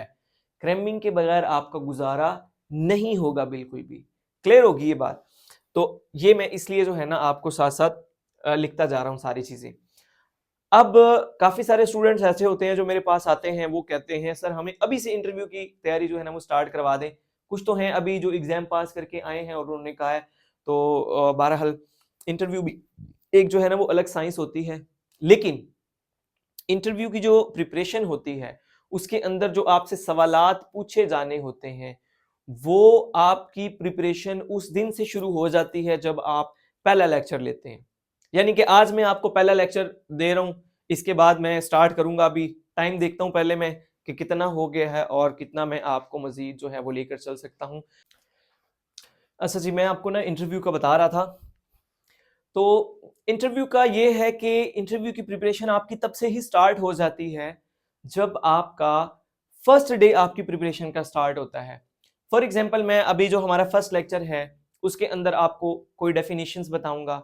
मैं अगर आपको उसमें बताता हूँ बिग बैंग थ्योरी क्या है, मैं अगर आपको उसमें बताता हूँ पेंजिया थ्योरी के बारे में बताता हूँ, तो ये वो वाली चीजें हैं जो आपसे एग्जाम के अंदर पूछी जा सकती हैं। सॉरी, आपसे इंटरव्यू के अंदर पूछी जा सकती हैं। और बाकी कुछ चीज़ें होती हैं, यानी कि आपने अपना सब्जेक्ट तैयार करना होता है, आपने कुछ अपनी हॉबीज़ और अपनी जो है ना वो इस तरह की वो चीज़ें तैयार करनी होती हैं, स्पोर्ट्स वगैरह, वो एक अलग चीज़ है। बहरहाल बताने का मकसद ये है कि आप जब ये प्रिपरेशन कर रहे हैं, तो अपने माइंड में रखना है कि ये साथ-साथ मैं किस चीज़ की तैयारी भी कर रहा हूँ, इंटरव्यू की तैयारी भी कर रहा हूँ साथ-साथ में। ठीक है जी? तो ये बस हो गया हमारा, ये बल्कि आगे भी है, सॉरी, ये पॉइंट मैंने बनाए हुए थे, मैंने कहा मुझे बाद में भूल जाते हैं, इसलिए मैंने यहाँ पे बना लिए। देखिए, बाज़ लोग आप में से प्रिपरेशन तो कर रहे हैं, लेकिन उनका ना ईमान बड़ा कमज़ोर है। वो कहते हैं जी यहाँ तो सिफ़ारिश चल जाती है, यहाँ तो रिश्वत चल जाती है, तो इस वजह से जो है ना, वो सही से तैयारी नहीं करते।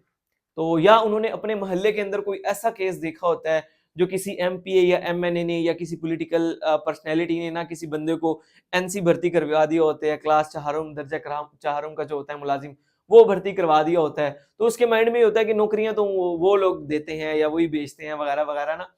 तो लेकिन ऐसा होता नहीं है। पीपीएससी की जितनी भी जॉब्स हैं, वो सारी की सारी मेरिट पे होती हैं, और आप एक जो प्रोसेस है उसका, उससे गुजर कर ही आप जॉब ले सकते हैं। जो भी बंदा जॉब लेगा ना, तो इसी प्रोसेस से गुजर के उसने जॉब लेनी है। दूसरी बात ये है कि रिसेंटली जो है ना असिस्टेंट इलेक्शन कमिश्नर की जॉब्स आई, और मोस्टली लोगों का माइंड पहले से बना हुआ था कि जनाब ये तो बिक जाती हैं। अब पता नहीं उन्हें बताता कौन है ये कि ये तो बिक गई हैं। हालांकि मैंने जो है वो स्टूडेंट्स को बड़े लॉजिक्स भी दिए। एक बल्कि मेंटोर हैं, एसए के मेंटोर हैं, बहुत बड़े अच्छे मेंटोर हैं, और मतलब देख लें कि वो हंड्रेड्स ऑफ स्टूडेंट उनके पास होते हैं एसए के, तो उन्होंने भी वो एग्जाम दिया और पास भी किया। तो अब वो भी मेरे साथ ये डिस्कशन कर रहे थे कि मैंने तो सुना है कि फलां जो है ना वो बिक गई है सीट। तो मैंने उन्हें लॉजिक दिया कि हम जब असिस्टेंट एसए जीएडी भर्ती हुए, तो दो एस्पायरेंट ऐसे थे, दो स्टूडेंट या दो जो है ना वो लगा लें कि जो लोग भर्ती हुए वो ऐसे थे जिन लोगों का वो BS17 वाला इलेक्शन कमिश्नर वाला जो होता है, असिस्टेंट इलेक्शन कमिश्नर वाला जो है वो पेपर उनका पास था, और वहां पे वो रिकमेंड हो गए, तो उन्होंने यहाँ ज्वाइन नहीं किया। तो अब ये वो स्टूडेंट्स हैं जो कि समझ लें कि ज़हीन है, जो कि कोई एग्जाम पास करके आ रहे हैं, तो कैसा पॉसिबल है कि वो यहाँ पे इतनी अच्छी जॉब छोड़ के वहां पे जो है वो पैसा भर के चले जाएं? पॉसिबल नहीं है ना। लॉजिक्स भी देता हूँ, लेकिन फिर भी जो है ना वो नहीं समझते। तो उनके माइंड में होता है कि जनाब रिश्वत से या सिफारिश से जो है ना वो जॉब मिल जाती है। तो अपना माइंड जो है ना वो आज से ही क्लियर कर लें कि हमने जो है ना बिल्कुल भी नहीं सोचना ब्राइबरी के बारे में, बिल्कुल भी नहीं सोचना कि कोई फेवरेटिज्म होती है, बिल्कुल भी नहीं सोचना कि कहीं पे कोई सिफारिश चलती है। हमने अपनी मेहनत करनी है, और अपनी मेहनत के बलबूते पे ही हमने ये सीट निकालनी है इंशाल्लाह अज़्ज़ा वजल। ठीक है जी? तो ये माइंड अपने जो है ना क्लियर करके फिर चलना है। अच्छा, सब्जेक्ट्स हैं आपके, जिस तरह मैंने आपको बताया कि हमने आपको क्या कुछ पढ़ाना है, तो वो आपको पता होना चाहिए, जाहिर बात है। तो इसके अंदर जो है ना एक आपका सब्जेक्ट होता है जिसे हम कहते हैं वर्ल्ड ज्योग्राफी। ठीक है जी? अब वर्ल्ड ज्योग्राफी के अंदर क्या कुछ चीजें हम लेके आएंगे? देखें, ज्योग्राफी के अंदर जो है आपका जब से ये दुनिया बनी, क्या बोलते हैं, बिग बैंग हुआ, और बिग बैंग के बाद वो जो पेंजिया थ्योरी है, और उसके बाद आगे कॉन्टिनेंट्स बने। अब हर एक कॉन्टिनेंट के अंदर जो है वो जितने कंट्रीज हैं, और कंट्रीज के अंदर जो जो चीज़ें हैं, यानी कि किसी कंट्री के अंदर कोई माउंटेन है, कोई रॉक्स हैं, कोई लेक है, कंट्री के अंदर तो नहीं, बाहर कोई ओशन है, कोई सी है। ठीक है? तो वहाँ की ज़मीन किस तरह की है, वहाँ की आबो हवा किस तरह की है, वहाँ का टेम्परेचर किस तरह का है, क्लाइमेट जो होता है, वेदर क्या है, तो एटसेट्रा एटसेट्रा। ये तमाम चीज़ें जो है ना हम किसके अंदर देख रहे होते हैं, ये हम ज्योग्राफी के अंदर देख रहे होते हैं। और इसके बाद जो है ना एक होता है हमारे पास जीके वाला सब्जेक्ट। तो जीके और ज्योग्राफी को मैं वैसे मिला के चल रहा होता हूँ, साथ लेके चल रहा होता हूँ। तो अब दुनिया भर की तमाम मालूमात जो हैं, जो आपको लगता है कि किसी सब्जेक्ट के साथ मैच नहीं हो रही, तो या बाज़ औक़ात हो भी रही होती हैं, तो हम उसे किसके अंदर डाल देते हैं जी, जीके के अंदर डाल देते हैं। फॉर एग्ज़ाम्पल जैसे कि अब स्पोर्ट्स हैं, अब स्पोर्ट्स हो गई, या आप लगा लें कि इंटरनेशनल ऑर्गेनाइजेशंस हो गई, तो इस तरह की जो चीज़ें हैं आप उन्हें कहाँ पे काउंट करेंगे, कौन से सब्जेक्ट में काउंट करेंगे? तो वो ले दे के हम उसे जीके के अंदर डाल लेते हैं। या फिर जैसे कि एवरीडे साइंस है, एवरीडे साइंस के अंदर बहुत सारी डिस्कवरीज हैं, इन्वेंशंस हैं, तो हम क्या कहते हैं जी ये क्वेश्चन कहाँ का है, जीके का है। वो नोबेल प्राइजेस की बात कर लेता है, बीपीएमएस के पेपर में भी उसने नोबेल प्राइजेस पे बड़ा जोर दिया है, तो हम बोलते हैं कहाँ से है जी, ये जीके का क्वेश्चन है। तो वो कोई बुक्स पूछ लेता है अजीबोगरीब किस्म की, तो इस तरह के हम जो है ना वो सारी चीजों को क्या करते हैं, जीके में डालते हैं। फिर इसके अलावा ज्योग्राफी के साथ मैं इसे कैसे अटैच करता हूँ, एक कंट्री के अंदर, एक कंट्री के अंदर जो उसका जीके होता है, जो सिर्फ ज्योग्राफी से रिलेट नहीं कर रहा होता, वो सारी बातें हम किसके अंदर डाल देते हैं, वो जीके के अंदर डाल देते हैं।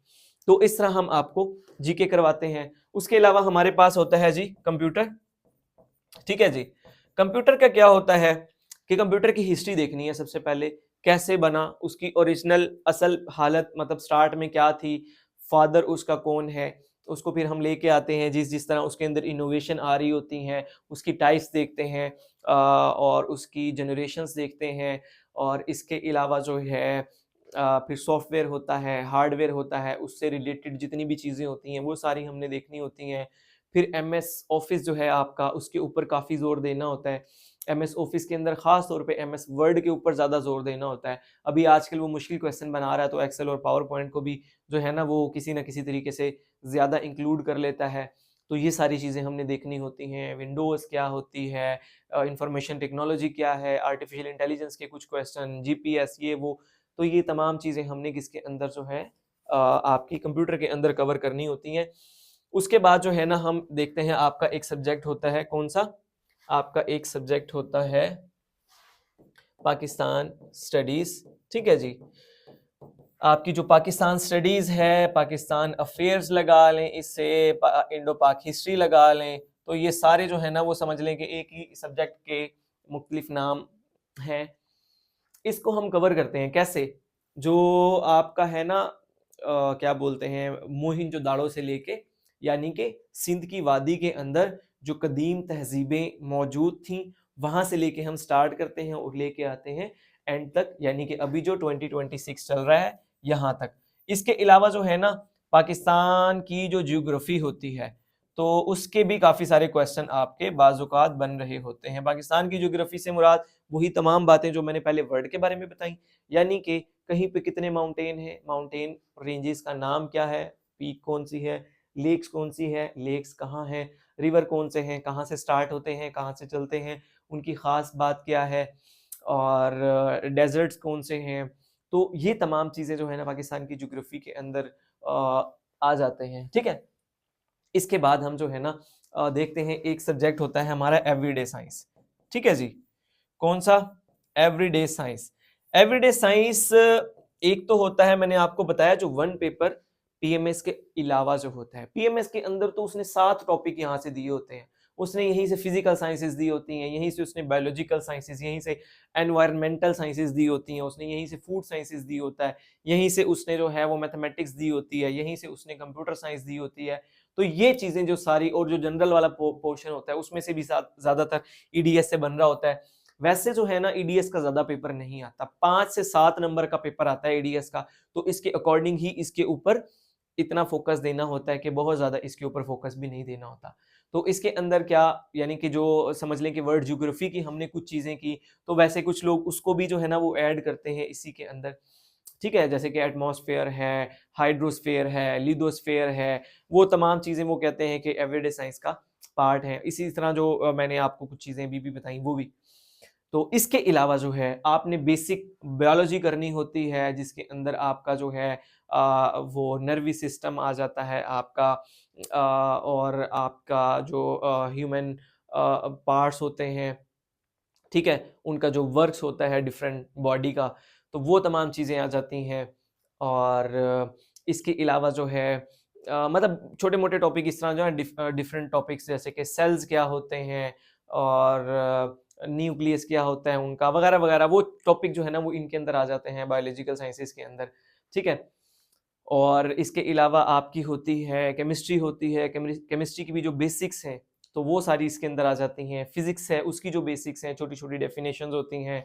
बाजू का जो है वो क्वेश्चन करता है फिजिक्स के कि ये जो है क्वांटिटीज होती हैं डिफरेंट, तो उनके यूनिट पूछ लेता है। ठीक है। तो वो सारा हम एवरीडे साइंस के अंदर कवर कर रहे होते हैं। फिर फूड साइंसेस जैसे मैंने आपको बताया अभी, डिफरेंट विटामिन्स हो गए, तो ये सारी चीज़ें हम जो है ना वो ईडीएस के अंदर कवर कर रहे होते हैं, लेकिन इसको बहुत ज़्यादा नहीं, थोड़ा टाइम देके जो है ना इसको कवर कर रहे होते हैं। और इसके अलावा आपकी होती है मैथमेटिक्स, ठीक है जी।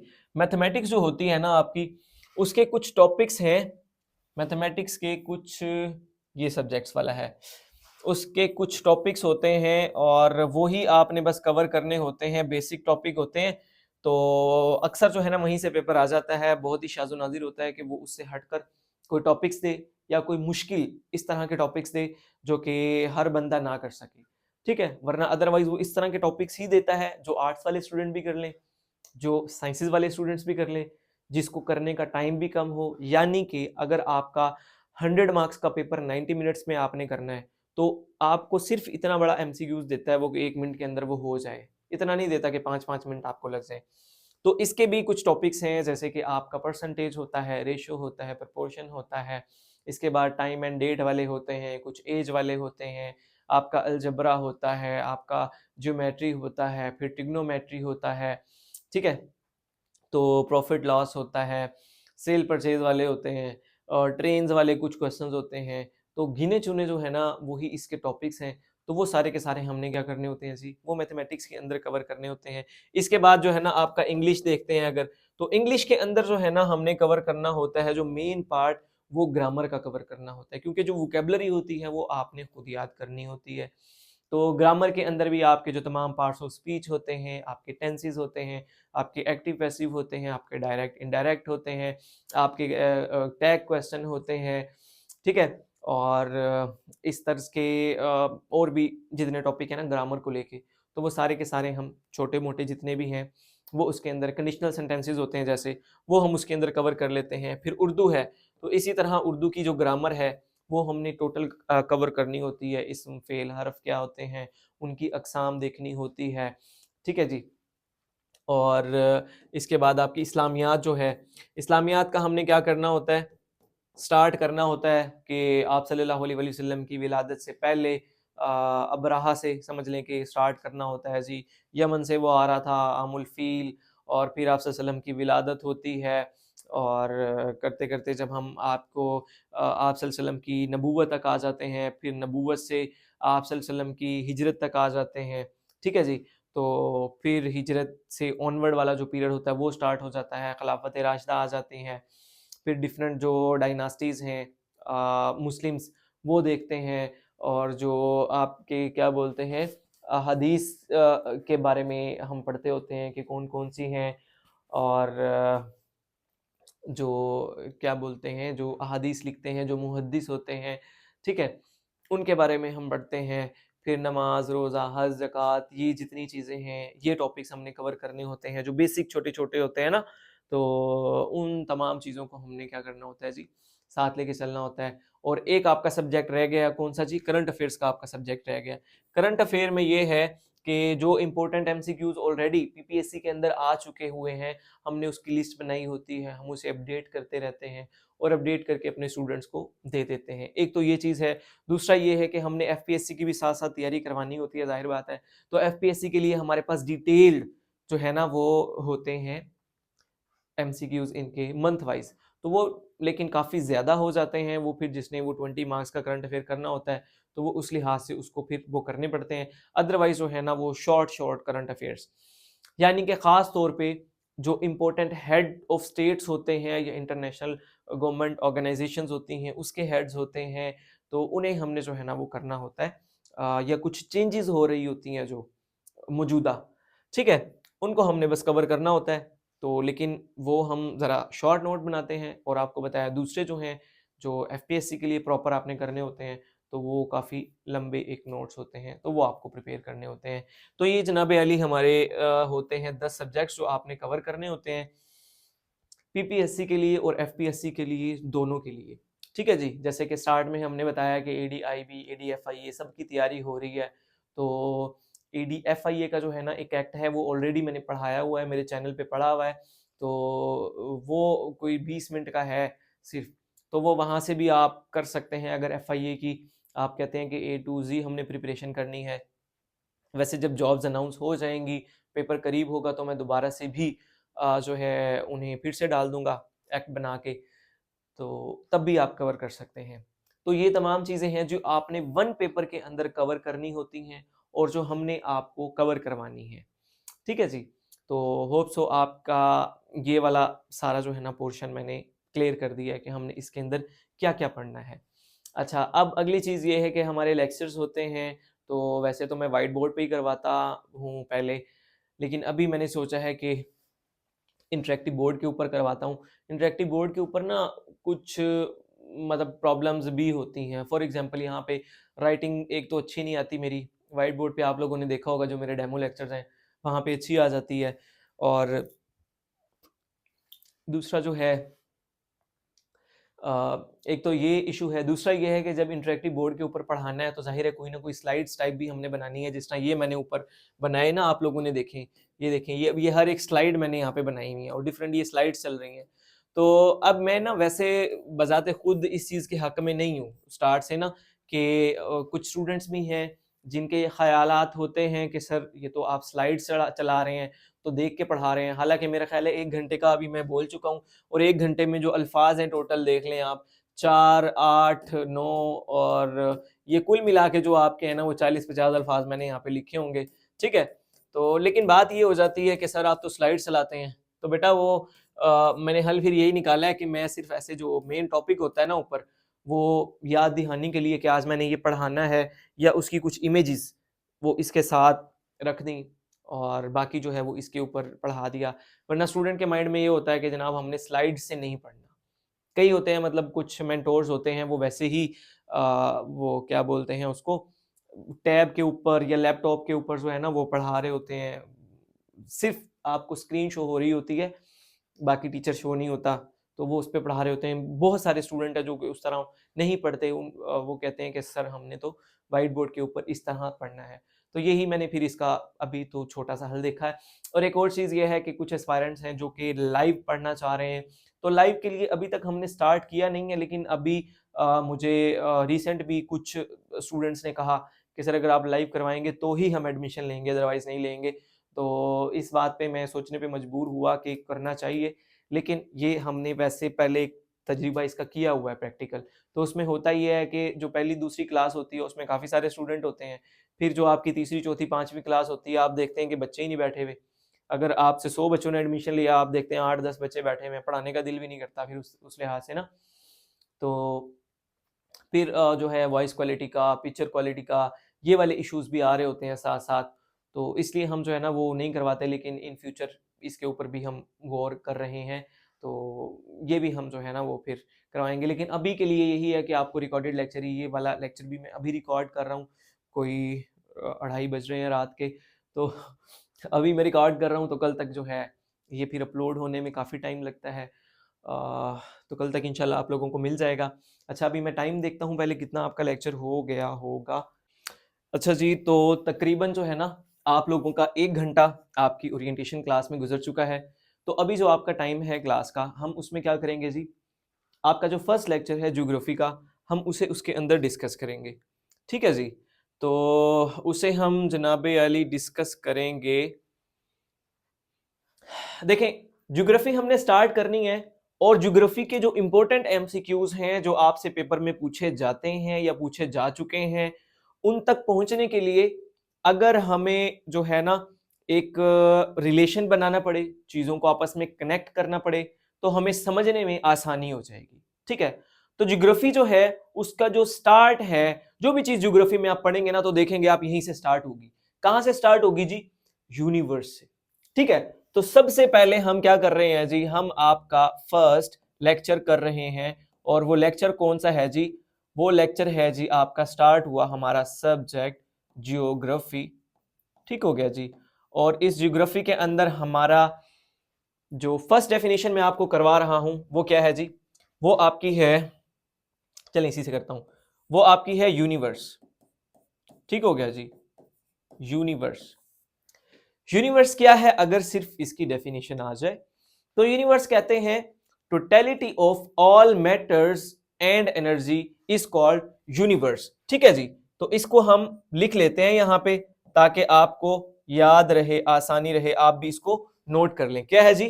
टोटलिटी ऑफ ऑल मैटर्स, ठीक है जी, ERS एंड एनर्जी, ये आपकी एक डेफिनेशन हो गई है जी। ठीक है जी। अब कौन सा मैटर, कौन सी एनर्जी? जितने भी आपके सेलेस्टियल बॉडीज हैं, आपकी अर्थ है, आपका सोलर सिस्टम है, आपकी गैलेक्सी है जो कि मिल्की वे है, कैक्शा स्पेस है, ईच एंड एवरीथिंग जो है वो सारी की सारी किसमें आ जाएगी जी? वो यूनिवर्स के अंदर आ जाएगी। ठीक है, तो सबसे पहले तो हमें पता चल गया कि यूनिवर्स है क्या।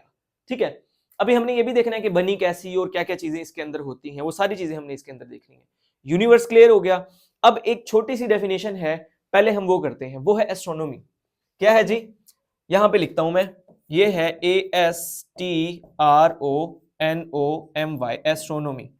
एस्ट्रोनॉमी की डेफिनेशन देखते हैं जी हम। वो कहता है ये एक स्टडी है। स्टडी है किस चीज की जी? स्टार्स की। Study of stars. और क्या है जी? स्टार्स के साथ प्लैनेट्स, प्लैनेट्स है, और क्या है जी? आपके पास स्पेस है। ठीक है जी, सेलेस्टियल बॉडीज हैं।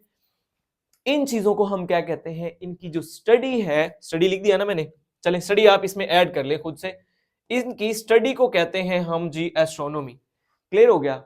अब एक और डेफिनेशन, बल्कि एक और वर्ड आप सुनते होंगे जिससे आप कंफ्यूज होते होंगे, तो पहले मैं आपकी वो कंफ्यूजन दूर करता हूं, फिर हम थोड़ा सा आगे चलेंगे। तो एक वर्ड था हमारे पास जनाबे अली एस्ट्रोनॉमी, और दूसरा वर्ड हमारे पास आ जाएगा जी एस्ट्रोनॉमी के बाद एस्ट्रोलॉजी। ठीक है जी, ASTROLOGY। एस्ट्रोलॉजी क्या होता है? ये होता है जी study of movements of star. ठीक है जी, क्या जी? MOVEMENTS, movements of stars. लेकिन इसका जो है ना वो साइंसी दुनिया से कोई ताल्लुक नहीं है। ये जो सितारों की गर्दिश होती है, उनकी जो मूवमेंट होती है, उनकी जो हरकत होती है, उससे जो हम कहते हैं कि हमारी जिंदगी पे असरात मुरतब होते हैं, उसको हम क्या कहते हैं जी? उसे हम कहते हैं एस्ट्रोलॉजी। इसे हम इल्मे नुजूम भी कहते हैं। ठीक है, यानी कि वो जो कहते हैं ना कि जब रिश्ता करवाने लगते हैं तो कहते हैं इनके आपस में सितारे नहीं मिल रहे, तो ये वो वाली स्टडी है, एस्ट्रोलॉजी है ना जो। तो अब मैंने आपकी क्या जी, जो एक कंफ्यूजन थी वो क्लियर की है एस्ट्रोनॉमी और एस्ट्रोलॉजी के लेके। ठीक है, पर अभी भी हम जियोग्राफी रहे हैं। अब एक और डेफिनेशन आ जाती है इसके बाद, उसे हम कहते हैं कॉस्मोलॉजी। ठीक है जी, तो यहां पे मैं लिखता हूं जी COSMOLOGY, cosmology. Study of cosmology में क्या होगा? अभी हमने यूनिवर्स पढ़ी, अब उस यूनिवर्स की जब हम स्टडी करेंगे, ठीक है जी, तो क्या है जी? जब हम यूनिवर्स की स्टडी करेंगे, उसे हम क्या कहेंगे जी? उसे हम कहेंगे कॉस्मोलॉजी। और इसके अंदर हम पढ़ेंगे क्या क्या? स्टडी तो करनी है। स्टडी में क्या क्या करना है? स्टडी में एक तो हमने बताना है सबसे पहले के हाउ यूनिवर्स वॉज क्रिएटेड। ठीक है जी, हाउ यूनिवर्स वॉज क्रिएटेड, एक तो ये सवाल इसके अंदर आ जाएगा। फिर उसका जो मटेरियल है, जो यूनिवर्स बनी है, उसका मटेरियल क्या है जी? किस चीज से बनी हुई है? ठीक है जी, और अभी जो है क्या बोलते हैं उसके अंदर जो क्या होते हैं, उसको कहते हैं इंप्रूवमेंट्स आ रही हैं, या जो इवॉल्व कर रही है, जो चेंजेस आ रही हैं उसके अंदर, तो वो हमने देखना है कि किस तरह से यूनिवर्स जो है वो इवॉल्व कर रही है या उसके अंदर चेंजेस आ रही हैं। ये सारी की सारी चीजें हमने किसके अंदर देखनी है जी? कॉस्मोलॉजी के अंदर देखनी है। अब सवाल ये पैदा होता है, हम बात कर रहे हैं बार बार यूनिवर्स की, हमने यहां लिख भी दिया कि हाउ यूनिवर्स वाज क्रिएटेड, कैसे बनी, उसका मटेरियल क्या था, इवॉल्व कर रही है, चेंजेस। तो अब इनके जवाबात क्या है? हम बहैसियत मुसलमान, हमारा ये अकीदा है कि इस कायनात को अल्लाह ताला ने बनाया। अल्लाह ताला ने कुरान मजीद में भी इरशाद फरमाया कि जब वो किसी चीज को बनाने का इरादा करता है तो क्या कहता है जी? कुन। अल्लाह पाक फरमाता है कुन फायकून, और वो हो जाता है। हमारा तो ये अकीदा है। अल्लाह ताला ने जमीन और आसमान को कितने दिनों में बनाया? 6 दिनों में बनाया। ये भी आपका MCQs है, लेकिन ये इस्लामियात में आता है, अभी हम जियोग्राफी पढ़ रहे हैं। तो अल्लाह ताला ने जमीन और आसमान को बनाया, पहले वो इकट्ठे थे, फिर उन्हें अलग किया, उन्हें क्रिएट किया, ठीक है जी, हमारा ये अकीदा है। तो अब ये वाली जो हमारी थ्योरी है इसको कहा जाता है जी, ये है क्रिएशन थ्योरी। कौन सी जी? इसको कहा जाता है क्रिएशन थ्योरी। क्रिएशन पढ़ ले पूरा या क्रिएशन पढ़ ले। और उसके अंदर क्या क्या है जी? Universe is made by God. Allah Taala ने जो है ना वो इस कायनात को बनाया है। ये एक थ्योरी है यूनिवर्स को लेके जिसको हम बार बार डिस्कस कर रहे हैं। अब अगली थ्योरी देखते हैं। अगली थ्योरी है oscillating theory. OSCILLATING, oscillating theory, THEORY theory. Oscillating theory के अंदर क्या है जी? जो कायनात है ये फैलती है, ठीक है, it expand and contracted. Expand करती है फिर सिकुड़ जाती है, एक्सपेंड करती है सिकुड़ जाती है, इसे कहते हैं ऑसिलेटिंग थ्योरी। तो हम इसे कह सकते हैं कि वो कहता है कि पहले एक बिग बैंग हुआ, इस थ्योरी के मुताबिक एक बिग बैंग हुआ, फिर क्या है जी उससे ये एक्सपेंड करता रहा, एक्सपेंड कर रही है अभी भी, ठीक है। फिर वो एक्सपेंशन जब बहुत ज्यादा हो जाती है तो फिर वो क्या करता है जी, फिर एक बिग क्रंच होता है। एक क्या होता है जी? बिग क्रंच होता है और वो सारी की सारी सिकुड़ जाती है वापसी। फिर इस बिग क्रंच के बाद दोबारा से बिग बैंग हो जाता है और ये प्रोसेस चलता रहता है। तो ये थी हमारी जी दूसरी थ्योरी। ये हमारी दो थ्योरीज हो गई हैं। इसके अलावा भी एक थ्योरी आई। तो इसके अलावा जो थ्योरी है वो ये है जी कि ना तो ऐसे जो जमीन है, जो यूनिवर्स है, ना तो ऐसे फैलती है ना यूनिवर्स ऐसे सिकुड़ती है, बल्कि वो एक स्टैटिक हालत के अंदर है। कौन सी हालत के अंदर है जी? स्टैटिक हालत के अंदर है। तो हम इसे कहेंगे जी स्टैटिक या steady theory, STEADY, steady theory. ठीक है। तो अब आपको जो बात अभी तक समझ आई होगी उसका मतलब है नो चेंज। उसका मतलब क्या है जी? यूनिवर्स के अंदर जैसे वो बनी तो कोई चेंज नहीं आया। तीन थ्योरीज हो गई। एक और थ्योरी है जिसका नाम है जी बिग बैंग थ्योरी। ठीक है जी, बिग बैंग थ्योरी। चौथी थ्योरी जो है ना वो सबसे काम की है, जो कि सबसे वेल नोन है, जो कि एक्सेप्टेड है, जिसको माना जाता है, जिसको हम पढ़ते भी हैं। लेकिन बाकी तीन थ्योरी भी आपको बतानी थी ताकि जिस तरह अभी PMS का पेपर बना इस तर्ज का कोई पेपर बन जाए तो आप लोग उसमें मार ना खाएं। वहां पे भी जो है आपको इन चीजों का पता होना चाहिए। और इंटरव्यू के हवाले से जैसे मैंने आपको बताया तो इन चीजों को आपको तैयार करना है। बिग बैंग थ्योरी क्या है जी? बिग बैंग थ्योरी ये है कि एक जो है ना छोटा सा नुक्ता था, एक छोटी सी बॉल थी, ठीक है जी, तो उसके अंदर काफी सारी एनर्जी स्टोर हुई और फिर क्या हुआ जी, वो एकदम से एक्सप्लोड हो गया। बैंग, बिग बैंग का मतलब धमाका हो गया, ठीक है, एक्सप्लोजन हो गया, EXPLOSION, ठीक है जी। तो ये जो जोरदार धमाका हुआ, इस धमाके से जो कायनात है वो अभी तक फैल रही है, एक्सपेंड हो रही है। और ये थ्योरी जिसने दी वो MCQs आपका बनता है, PPSC वाला पूछता है कि बिग बैंग थ्योरी किसने दी, तो आप बताएंगे जी, आप बताएंगे जॉर्ज लेमाइट्रे ने ये थ्योरी दी थी। ठीक है जी, जॉर्ज लेमाइट्रे। क्लियर हो गया? एक नंबर का आपका जो है वो क्वेश्चन बनता है। अब इसके बाद देखें थ्योरीज तो और भी थी, मतलब तीन थ्योरीज तो पहले भी आई हैं और सबसे हमारे नजदीक तो जो है वो क्रिएशन थ्योरी के अल्लाह ताला ने बनाया इसे। फिर बिग बैंग थ्योरी, यानी कि मैं सिर्फ अब रिलीजन की बात नहीं कर रहा, मैं ओवरऑल बात कर रहा हूं, साइंसेस की बात कर रहा हूं। उसके अंदर बिग बैंग थ्योरी ही ज्यादा वेल नोन और एक्सेप्टेड क्यों है? क्योंकि दो साइंसदान थे, आप कॉस्मोलॉजिस्ट लगा लें, जो भी एस्ट्रोलॉजिस्ट तो नहीं, सॉरी, कॉस्मोलॉजिस्ट लगा लें, साइंसदान लगा लें, साइंटिस्ट लगा लें, तो वो दो साइंटिस्ट जो है ना वो कोई अंटीने की जो है ना वो सिग्नल देख रहे थे, सुन रहे थे, तो उन्हें जो है ना वो एक लगातार एक आवाज सुनाई दी। ठीक है, तो उन्होंने देखा कि ये किस चीज की आवाज है, तो उन्होंने जब उसे ऑब्जर्व किया तो उन दोनों को पता चला कि ये तो CMB है, यानी कि कॉस्मिक माइक्रोवेव बैकग्राउंड रेज है। ठीक है, क्या चीज है जी? पहले दो का नाम देखते हैं, पेंजियास और एक का नाम है जी पेंजियास, और दूसरे का नाम है पता नहीं वॉल्टर है कि क्या है, विल्सन है मेरा ख्याल। ठीक है, तो अब ये दोनों थे और इन्होंने क्या पता चलाया जी, CMB, यानी कि CMB से मैंने क्या बनाया अभी, ये भी लिख लें कहीं आपका एक MCQ का बन ना जाए। ठीक है जी, कॉस्मिक माइक्रोवेव बैकग्राउंड रेज।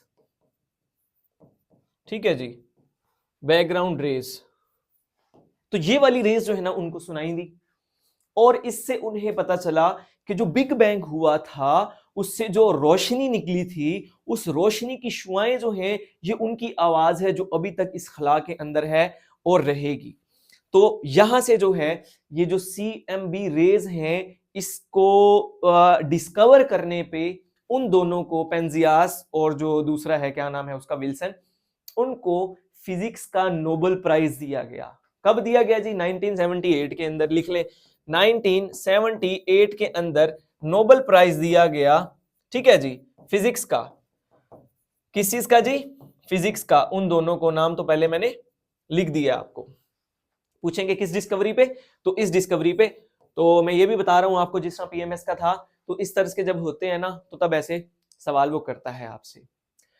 तो ये हो गया जी, दोनों साइंसदानों का मैंने आपको बता दिया। और इससे पिछली जो थ्योरी थी, कौन सी जी, जो स्टैटिक थ्योरी थी, तो 1948 के अंदर जो है ना उस थ्योरी को जो है रद्द कर दिया गया। क्यों रद्द कर दिया गया, इस CMB रेस की वजह से। ठीक है जी, इस CMB रेस की जब डिस्कवरी हो गई तो उसके बाद वो वाली जो थ्योरी है उसको उन्होंने फारिग कर दिया, रद्द कर दिया। ठीक है जी, तो अब आप लोगों को पता चल गया, थ्योरी है अभी भी, प्रूव नहीं है। अब आप लोगों को पता चल गया यूनिवर्स कैसे बनी जी। एक गोला था और वो गोला फटा, जोरदार धमाका हुआ और उससे जो है पूरी कायनात बन गई। ये जनाब अली जॉर्ज लीमाइटर साहब की थ्योरी है। अब थोड़ा सा आगे चलते हैं और इसमें ना मैं आपको दो मेन डिफरेंस भी बताऊंगा, एक जो है वो बिग बैंग का और दूसरा पेंजिया का, क्योंकि मुझे इसके अंदर मसला था तो मुझे लग रहा है शायद किसी और को भी मसला हो, इसलिए वो लाजमी मैंने बताना है आपको। अच्छा देखें, जब ये यूनिवर्स बन गई, कब बनी, एक तो ये MCQ आता है 13.8 बिलियन ईयर्स अगो। ठीक है जी, 13.8 बिलियन ईयर्स अगो। ठीक हो गया जी, ये MCQs है जो मैंने लिखा है, इसलिए आपने नोट करनी है, जो भी चीज मैं यहां लिख रहा हूं आपके MCQs है, आपने नोट करनी है। तो आपकी कायनात बन गई 13.8 बिलियन ईयर्स अगो, और जो अभी हमारी जमीन है तो जमीन तो उसका एक छोटा सा कोई पार्ट है, क्योंकि देखिए ना डिफरेंट गैलेक्सीज हैं, इतनी सारी गैलेक्सीज हैं, और उस गैलेक्सी के अंदर फिर हमारा एक छोटा सा सोलर सिस्टम है, उस छोटे से सोलर सिस्टम के अंदर हमारी एक छोटी सी चुन्नी सी अर्थ है, और फिर उस अर्थ के अंदर जो है वो जो कॉन्टिनेंटल पार्ट है, ठीक है, उस कॉन्टिनेंटल के अंदर 7 कॉन्टिनेंट बन गए बाद में, पहले वो एक ही था। ठीक है, और उस कॉन्टिनेंट के अंदर करते करते फिर हम जो है वो एशिया, पाकिस्तान, पंजाब और मुल्तान और फिर पीपल्स कॉलोनी, इस तरह जो है ना हम रह रहे हैं। तो ये सारी कहानी है कब की जी, 13.8 बिलियन ईयर्स अगो की। लेकिन क्या एकदम से ऐसे हुआ कि जैसे ही कायनात बनी और फौरी तौर पे यहाँ पे इंसान जो है वो पैदा हो गए? नहीं जी, ऐसा नहीं है। ठीक है, तो जो आपका सुपर कॉन्टिनेंट भी है ना, जो पेंजिया है, वो 300 मिलियन ईयर्स अगो की बात है, और जो आपका इंसान है वो तो बहुत मतलब करीब का है, कोई आप लगा लें कि 1-2 मिलियन ईयर्स अगो का होगा। ठीक है, तो अभी ये बातें शायद जो बीच वाली मैंने आपको की है ना, अभी आपको ये वाली समझ ना आई हो, लेकिन अभी जैसे मैं आहिस्ता आहिस्ता आपको आगे मजीद बातें कर रहा हूँ ना तो ये चीजें आपको समझ आ जाएंगी। अच्छा, तो जब ये यूनिवर्स से जो है क्या जी डिफरेंट सेलेस्टियल बॉडीज बनी, सोलर सिस्टम बन गया आपका, आपकी अर्थ बन गई, और अर्थ के ऊपर जो है ना किस तरह जी, अर्थ के ऊपर अभी बल्कि मौजूदा आपको नहीं पता होगा, आप लोगों का तो पहला लेक्चर है ना, तो मैं अब एक्सपेक्ट नहीं करता कि आपको वर्ड मैप आता है या वर्ड मैप में से कोई चीज, किसी चीज का आपको पता है। मैं एक्सपेक्ट कर रहा हूँ कि आपको कुछ भी नहीं पता, आप नील हैं बिल्कुल। तो वो सोच के ना फिर मैं आपको आगे लेके चल रहा हूँ। ठीक है जी। तो ये मैंने आपकी वैसे स्लाइड्स तैयार की थी, और ये आप देख रहे हैं यूनिवर्स का था टॉपिक जो मैंने इस तरह बनाया। लेकिन वही बात है कि मैं आपको जो है ना व्हाइट बोर्ड पे पढ़ाने में ज़्यादा इंटरेस्टेड था, तो मैंने कहा कि चले वहीं आपको पढ़ा देता हूँ। बहरहाल ये मैंने कुछ स्लाइड्स बनाई थी और यहाँ पे मैं आपको पढ़ाना चाह रहा था। यूनिवर्स के बारे में आपको बताया मैंने, एस्ट्रोनॉमी के बारे में मैंने आपको बताया, फिर मैंने आपको बताया जो एस्ट्रोलॉजी है, वो जो इल्म नजूम होता है, जो आपके 12 सितारे होते हैं, तो उनके बारे में ये नाम यहाँ पे साथ लिखे हुए हैं। देखें यहाँ पे सेजिटेरियस लिखा हुआ है, कैप्रिकॉन है, एक्वेरियस है, एरियस, टॉरस, जेमिनाई, कैंसर, लियो, वर्गो, लिब्रो, स्कॉर्पियो, और ये पता नहीं कौन सा है। ठीक है, तो ये सारे यहाँ पे लिखे हुए हैं। तो ये वही है इल्म नजूम का जो इल्म होता है ना, उसके बारे में है। फिर कॉस्मोलॉजी के बारे में मैं आपको बता रहा हूँ जो अभी हम कर रहे हैं। फिर क्रिएशन थ्योरी मैंने आपको बताया, अल्लाह ताला ने जो है इस कायनात को बनाया 6 दिन के अंदर, ज़मीन आसमान को। ऑसिलेटिंग थ्योरी का मैंने आपको बताया, देखें यहाँ से जो है ना, ये पहले क्या किया, ये एक्सपेंड करती गई है। जब एक्सपेंड हो गई अच्छे तरीके से, तो फिर क्या हो गई जी, ये कॉन्ट्रैक्ट हो गई। और इसी तरीके से स्टैटिक थ्योरी का मैंने आपको बताया कि जैसी थी वैसी ही है, कोई चेंजेस नहीं है। देखें ऊपर से जितना पानी आ रहा है, नीचे से उतना पानी जा रहा है। poured water is equal to discharge water, तो water level remains to be constant, तो वो स्टेडी स्टेट हो जाएगी। तो ये सिर्फ एग्जांपल देने के लिए वो स्टैटिक्स और स्टडी थ्योरी जो है ना, वो मैंने ये वाली तस्वीर लगाई है। ठीक है, और ये बिग बैंग थ्योरी है जी, अभी जो आपका चल रहा है, और मैंने उसमें आपको कुछ चीजें बताई। अब ये वाला एक पॉइंट था जो बीच में मैं आपको बताना चाह रहा था, 13.8 बिलियन ईयर्स अगो से लेके क्या अभी तक सेम इंसान पैदा थे और वही चल रहे थे? नहीं जी, ऐसा नहीं है। तो सबसे पहले इस दुनिया में जो चीज आई वो क्या है जी? वो आपका बैक्टीरिया है। ठीक है जी, सबसे पहले आपका जी, यहां पे हम इसको अगर लिखें तो मैं लिखूंगा सबसे पहले बैक्टीरिया।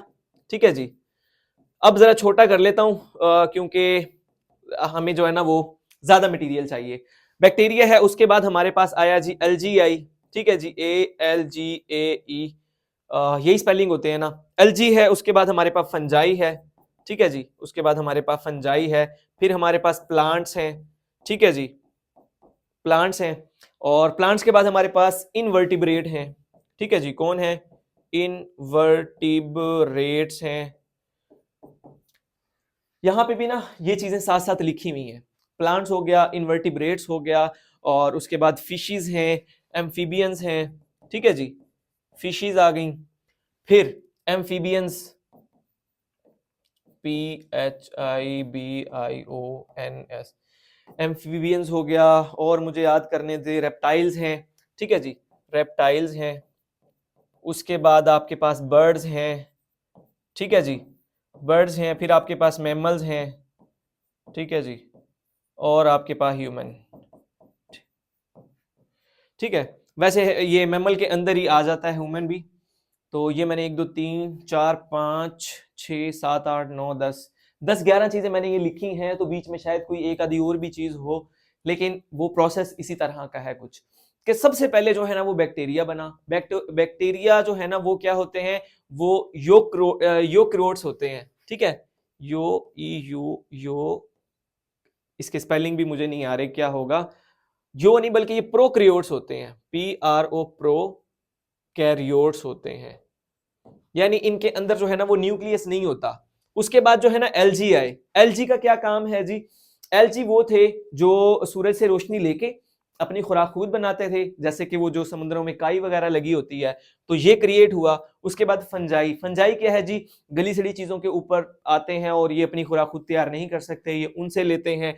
फिर प्लांट्स, पौधों को आपको पता है। इनवर्टिब्रेट्स वो होते हैं जिनकी अपनी जो है ना वो रीढ़ की हड्डी नहीं होती। ठीक है, जैसे कि आप लगा लें, इंसेक्ट्स लगा लें, तितली हो गई, इस तरह की चीजें जो है ना वो इनवर्टिब्रेट्स। फिर फिशेस पैदा हुई। ठीक है, और वो भी कोई स्मॉल फिशेस थी। उसके बाद एम्फीबियंस आए। एम्फीबियंस में वो चीजें आ जाती हैं जो खुश्की में भी रहती हैं और पानी में भी रहती हैं। स्टार्ट उनका वाटर से होता है और बाद में जो है वो खुश्की पे भी आ जाती हैं। तो एम्फीबियंस जैसे मेंढक होता है, रेप्टाइल्स आ गए, जैसे छिपकली होती हैं। अगर बड़े रेप्टाइल्स की बात करें तो हम डायनासोर्स वगैरह हैं, वो आप वाइल्ड रश वाले को देखते होगे, वो दिखा रहा होता है डिफरेंट रेप्टाइल्स भी, ठीक है। फिर बर्ड्स बने, मैमल्स। मैमल्स आपको पता है कि बचपन से हम सुनते हैं जी, जो बच्चे देते हैं और अपने बच्चों को दूध पिलाते हैं उसे मैमल्स कहते हैं, ठीक है। और ये फिर ह्यूमंस है। तो ये इस तरह से जो है ना वो इवॉल्व होती हुई आपकी यूनिवर्स, यूनिवर्स नहीं, मैं अर्थ की बात कर रहा हूं अब। तो अर्थ जो है ना आपकी ऐसे रिवॉल्व होती गई, और फिर हमारी जो मौजूदा फॉर्म है ना ह्यूमन वाली, तो वो कुछ बनी, ठीक है। तो यहाँ पे भी उसने जो है वो यही चीज दी हुई है। अच्छा, ये आ रहा है, ये 4.5 बिलियन ईयर्स अगो से स्टार्ट हुआ। यूनिवर्स 13.8 बिलियन, और ये है 4.5। बाजुकात एमसीक्यूज में 4.6 भी कर देता है वो इसे, तो 4.6 भी लिख लो इसे, ठीक है जी, 4.6 बिलियन लिख लो। तो उसके इतने साल बाद, क्योंकि तब फौरी तौर पे तो जो है ना वो जो गैसेस थी वहां पे कोई लाइफ जो है ना वो पॉसिबल नहीं थी। हमारी जो जमीन है ये भी एक गैसेस का गोला थी। बाद में ये गैसेस जो है वो ठंडी होती रही, फिर डिफरेंट जो है वो बारिशें होती रही, पहाड़ बने, और पता नहीं क्या क्या चीजें, ये सारा जो है ना वो क्रिएट हुआ। तो ये सारी बाद की कहानी है। तो ये सारी जो है ना बात आपको बताने का मकसद ये था कि ये जनाब इवोल्यूशन हुई। और अब जो है ना मैं आपको जो दो चीजें बता रहा था ना कि जिसमें मुझे डिफिकल्टी पेश आई और मुझे लगा कि आप लोगों को बताना चाहिए, तो इसलिए मैं आप लोगों को बता रहा हूं। एक मैं आपको बार बार एक चीज का नाम ले रहा हूं, वो क्या चीज है जी? वो है बिग बैंग थ्योरी। बार बार जिसका मैंने अभी आपको नाम लिया और अभी आपको बिल्कुल क्लियर भी हो गया होगा कि क्या चीज है। और एक चीज है, उसे मैंने क्या नाम लिया आपको? पेंजिया, ठीक है जी। एक है पेंजिया थ्योरी। पेंजिया वो है ना वो सिर्फ जो रिलेटेड है वो अर्थ के रिलेटेड है। ये किसके रिलेटेड है जी? ये अर्थ के रिलेटेड है। और जो आपकी बिग बैंग है ये किसके रिलेटेड है जी? ये यूनिवर्स के रिलेटेड है, पूरी कायनात के रिलेटेड है। ये दोनों का मेन डिफरेंस है। और एक और डिफरेंस मैं आपको बता देता हूं, ये अभी अभी जो हमने किया 13 पॉइंट कितना 8 बिलियन ईयर्स अगो, ठीक है। और ये कितना है हमारे पास? ये है 4.6 बिलियन ईयर्स अगो, ठीक है जी, ईयर्स अगो। तो ये आपके जो है ना वो एमसीक्यूज बनेंगे। अब जो पेंजिया है ना इसके बारे में अगर मैं आपको, बल्कि मैंने आपको कहा ना कि वहीं से मैं आपको बताता हूं, यहां नहीं बताता, यहां पे टाइम लग जाएगा बताने में। तो ये देखें, ये जो मैं आपको दिखा रहा हूं ये है 225 मिलियन ईयर्स अगो का पेंजिया। और ये फिर 100, ये 150 का आ गया, ये 100 मिलियन का, और ये टुडे का। अभी वैसे तो तस्वीर देखने से आपको कुछ पता नहीं चलेगा, तो अब मैं थोड़ा सा ना आपको इसके बारे में बता देता हूं। ओहो, ये वाली नहीं चाहिए हमें, ये वाली स्लाइड चाहिए, ठीक है। तो देखें, मैंने क्या कहा कि जो जमीन बनी वो एक सुपर कॉन्टिनेंट था। पेंजिया क्या है जी? Pangaea is a supercontinent, is a supercontinent. ये भी एमसीक्यूज है जी आपका, इसलिए मैं लिख रहा हूं, एक सुपर कॉन्टिनेंट है। अब यहां पे आपको नजर आ रहा है, ये देखें, ये पूरे का पूरा जो है ना ये जमीन है, और बाकी जो ये इसके साइडों पे है ये ब्लू वाली, वो क्या है जी? वो आपका उसको क्या कहते हैं? टिथिस ओशन है, टिथिस ओशन। और ये सारी आपकी जो है ना वो जमीन है। और इसे अभी याद करने की जरूरत नहीं है, सिर्फ आप अभी क्या करें, इसको समझ लें। अगर लिखने हैं तो लिख लें, अदरवाइज ना सिर्फ समझ लें। तो ये इस फॉर्म में थी, यहां से कन्वर्ट हुई पहले लोरेसिया और गोंडवाना, दो फॉर्म के अंदर, यानी कि यहां बीच में से जो है ना वो टूट गई। कहां से तोड़ेंगे हम इसे? चलें यहां कहीं से जो है ना बीच में से आप लगा लें कि ये टूट के इसके दो पार्ट हो गए। तो एक का नाम क्या जी? गोंडवाना बना, और दूसरे का क्या बना? लोरेसिया बना। तो जब ये पेंजिया था ना, तब इसके ऊपर जो एक जिंदगी स्टार्ट हुई, हम उसे कहते हैं ट्रायसिक। वो भी रेप्टाइल से, छोटे टाइप के, छोटे किस्म के रेप्टाइल से। और फिर आपने एक मूवी देखी होगी जुरासिक वर्ल्ड, उसमें जो डायनासोर होते हैं बड़े बड़े, तो एक पीरियड आता है, फिर हम उसे क्या कहते हैं? उसे हम जुरासिक पीरियड कहते हैं। तो उसके अंदर यही है कि सारे रेप्टाइल्स जो हैं वो बड़े बड़े डायनासोर बने। और बात कब की है? ये जो छोटे डायनासोर है वो है 201 से 250 मिलियन ईयर्स अगो की, और जो बड़े डायनासोर हैं फिर वो लगा लें उससे जो नीचे आ जाएगा ना 150 तक, तो वहां तक की वो बात है, ठीक है। क्योंकि हम अगो की बात कर रहे हैं ना, आगे की बात नहीं कर रहे। तो अब ये जैसे ये 150 तक है ना, समझ लो यहाँ पे आपके वो जुरासिक वर्ल्ड आ गया। अब ये जो है ये मजीद डिवाइड हो गया, ठीक है। ये आपका तीसरा पार्ट बना, और फिर अब ये जो मौजूदा शक्ल है ना आपकी अर्थ की, वो ये वाली है। ठीक है, तो इसके अंदर आपके टोटल कितने जी, आपके 7 कॉन्टिनेंट्स आपको नजर आ रहे होंगे। नॉर्थ अमेरिका है, साउथ अमेरिका है, अफ्रीका, यूरोप, एशिया, इंडिया, और इंडिया नहीं है, सॉरी, ये आपका कॉन्टिनेंट नहीं है, ये है अंटार्कटिका और ऑस्ट्रेलिया।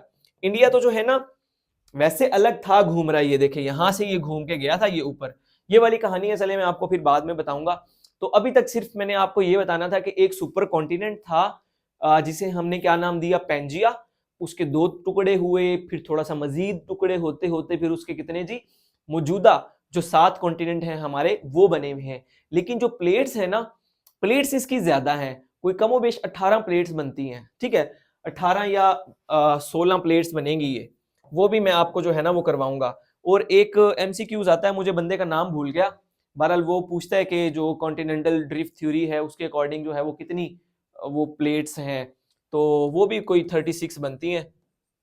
ठीक है, लेकिन वो जब एमसीक्यूज आएगा ना तो वो मैं आपको तब बताता हूँ। फिर अभी मेन डिफरेंस जो है ना वो मैं आपको जो यहाँ पे बताना चाह रहा था ना, वो ये था कि आप लोगों को ये पता चल जाए कि बिग बैंग यूनिवर्स के लिए होती है, पेंजिया अर्थ के लिए है, और अर्थ को किस तरह हमने डिवाइड किया। क्लियर हो गया। अब हम थोड़ा सा आगे चलते हैं यहां से।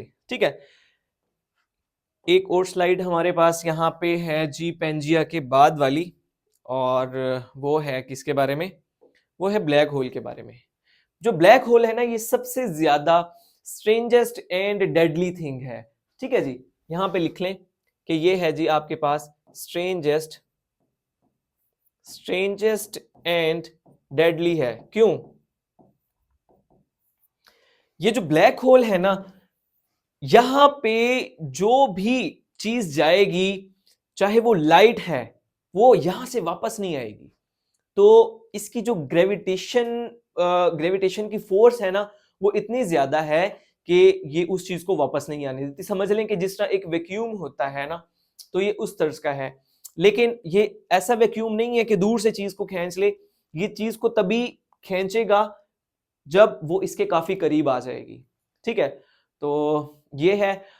और एक ये है कि ये अब ये ब्लैक होल जो है वो बनते कैसे हैं। देखिए, जो स्टार्स होते हैं ना, बहुत बड़े जो स्टार्स होते हैं, छोटे स्टार्स की बात नहीं कर रहा, जब उनकी एनर्जी जो है वो खत्म होने वाली होती है, जब एक स्टार मरने के करीब होता है, तो वो अपने अंदर कोलाइड कर जाता है, और फिर जो है उसके मरने पे जो है ये एक ब्लैक होल बनता है। और ये कहाँ पे होता है जी, गैलेक्सीज जो होती है ना, तो गैलेक्सीज के मिड में ये आपको पाया जाता है। जैसे ये देखें, सपोज ये गैलेक्सी है, तो गैलेक्सी के मिड में आपको एक ब्लैक होल देखने को मिल रहा है।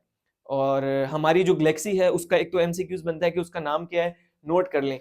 हमारी जो गैलेक्सी है, ठीक है जी, गैलेक्सी कहते हैं कहकशां को, उसका नाम है मिल्की वे। ठीक हो गया जी, मिल्की वे है।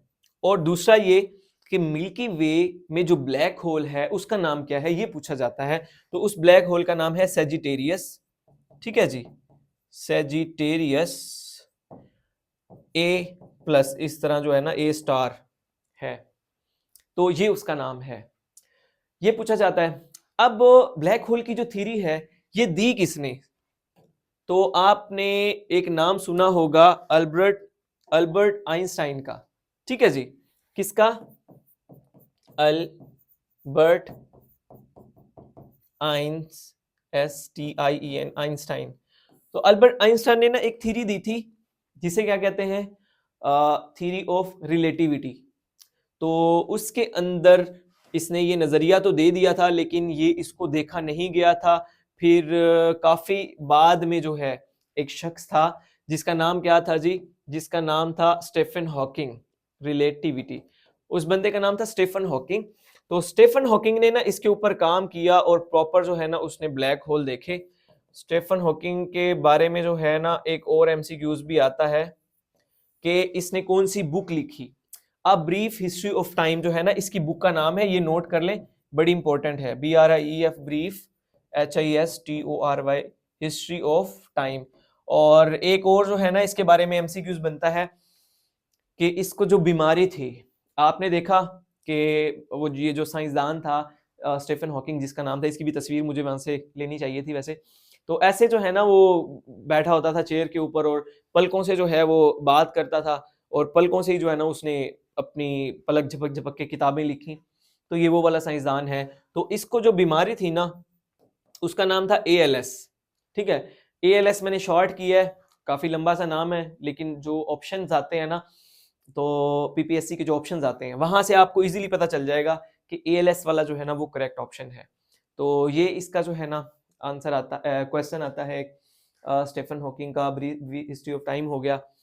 और इसकी जो है ना सुहेब मुगीरा सिद्दीकी साहब ने पोइट्री भी की है ना, रायगानी 2 जो उन्होंने लिखी है, तो उसमें भी वो जिक्र करते हैं इसका, स्टीफन हॉकिंग का।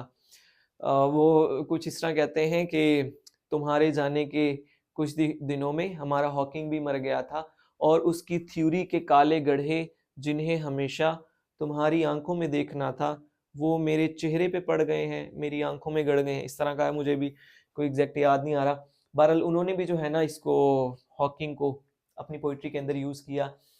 और जी मैं आपको बता रहा था किसके बारे में, ब्लैक होल के बारे में। ये मैंने आपको बता दिया कि बनते किस तरह से हैं, और और इसके बारे में कोई ख़ास इन्फॉर्मेशन नहीं है। तो ये आपके MCQs थे जी। स्टीफन हॉकिंग का बता दिया मैंने, उसकी बीमारी का बता दिया, आपको किताब का नाम बता दिया, पहले किसने थ्योरी दी वो बता दिया। उसके बाद हमारे पास आ जाता है जी सोलर सिस्टम। ठीक है, टाइम मुझे लगता है कि ज़्यादा हो गया या आपको इतना हजम हो जाएगा। मुझे लगता है कि बस इतना काफ़ी है, 1.5 घंटे से ऊपर का शायद बन जाएगा या 1.5 घंटे का कम से कम बनेगा। तो इतनी चीज़ें मेरा ख्याल आज के लिए काफ़ी हैं। सोलर सिस्टम को हम कल के लिए रख लेते हैं। ठीक है, तो फिर नेक्स्ट जो है हम यहीं से स्टार्ट करेंगे। ये आज का हमारा फर्स्ट लेक्चर था जी। और उम्मीद है कि चीज़ें मैंने बड़ी आसान करके आपको बताई हैं, आपको समझ आ गई होंगी। तो जो चीज़ें यहाँ पे स्लाइड्स पे लिखता रहा हूँ वो तो हमारे पास नहीं होंगी, लेकिन जो यहाँ पे मैंने व्हाइट बोर्ड पे लिखी हैं वो हमारे पास हैं। जैसे मैंने आपको जो है यूनिवर्स की डेफिनेशन बताई, मैंने एस्ट्रोनॉमी का बताया आपको, फिर मैंने आपको एस्ट्रोलॉजी का बताया। ठीक है, और उसके बाद जो है कॉस्मोलॉजी का मैंने आपको बताया। कॉस्मोलॉजी से फिर हम निकले आगे कि कैसे बनी कायनात, फिर हमने उसकी थ्योरीज दी कि अल्लाह ताला ने बनाई है, ऑसिलेटिंग थ्योरी से बनी है, स्टैटिक थ्योरी से, बिग बैंग थ्योरी से, ये सारी चीज़ें हमने देखी। फिर हमने जो है ना ये देखा कि किस तरह से हमने इसको ज़्यादा ऑथेंटिक माना, बिग बैंग थ्योरी को, CMB जो वेव्स थी, ठीक है, रेस जो थी उनके थ्रू। फिर मैंने आपको इन दोनों का डिफरेंस बताया, बाकी कहानी मैंने आपको उधर जाके स्लाइड्स के ऊपर सारी दिखाई। ठीक है जी, तो मेरा ख्याल है कि बहुत आसान अल्फाज में यहाँ तक मैंने आपको समझा दिया है। फिर भी अगर किसी का कोई इशू होगा तो आप लोग मुझसे पूछ सकते हैं। और डिस्कशन क्लासेस भी आपको पता है हमने वीकली बेस पे रखनी है, और लेक्चर जो हैं वो डेली बेसिस पे आप अपना नोट करेंगे। बाकी यूट्यूब पे ये हम अपलोड करेंगे। अगर कोई मज़ीद भी सेशन ज्वाइन करना चाहता हो तो ऑलरेडी नंबर भी मैंने स्टार्ट में भी दे दिया था, फिर भी मैं यहाँ पे आपको जो है वो दे देता हूँ। ये हमारा जी नंबर है व्हाट्सएप 0318334404। इस पे आप टेक्स्ट करके आप जो है वो सेशन में रजिस्टर हो सकते हैं। आपको पता है जैसा कि अभी ADFIA, इंस्पेक्टर FIA, ADIB, ये वाली तमाम सीट्स जो हैं वो आनी हैं। साथ ही अभी रिसेंटली न्यूज़ चल रही है जो नायब तहसीलदार की है, तो उसका अगर जीके का आपने करना है पोर्शन प्रिपेयर, तो उसके लिए लाजमी तौर पे अभी से आपको तैयारी स्टार्ट करनी होगी, क्योंकि उसका लॉ वाला पेपर भी है। तो लॉ में भी आपको टाइम कंज्यूम करना पड़ेगा और जीके भी, वो फिर एक साथ इकट्ठा नहीं होता। तो पहले से आप तैयारी स्टार्ट कर दें जी। आज के लिए इतना ही, बहुत बहुत शुक्रिया। अल्लाह हाफिज़।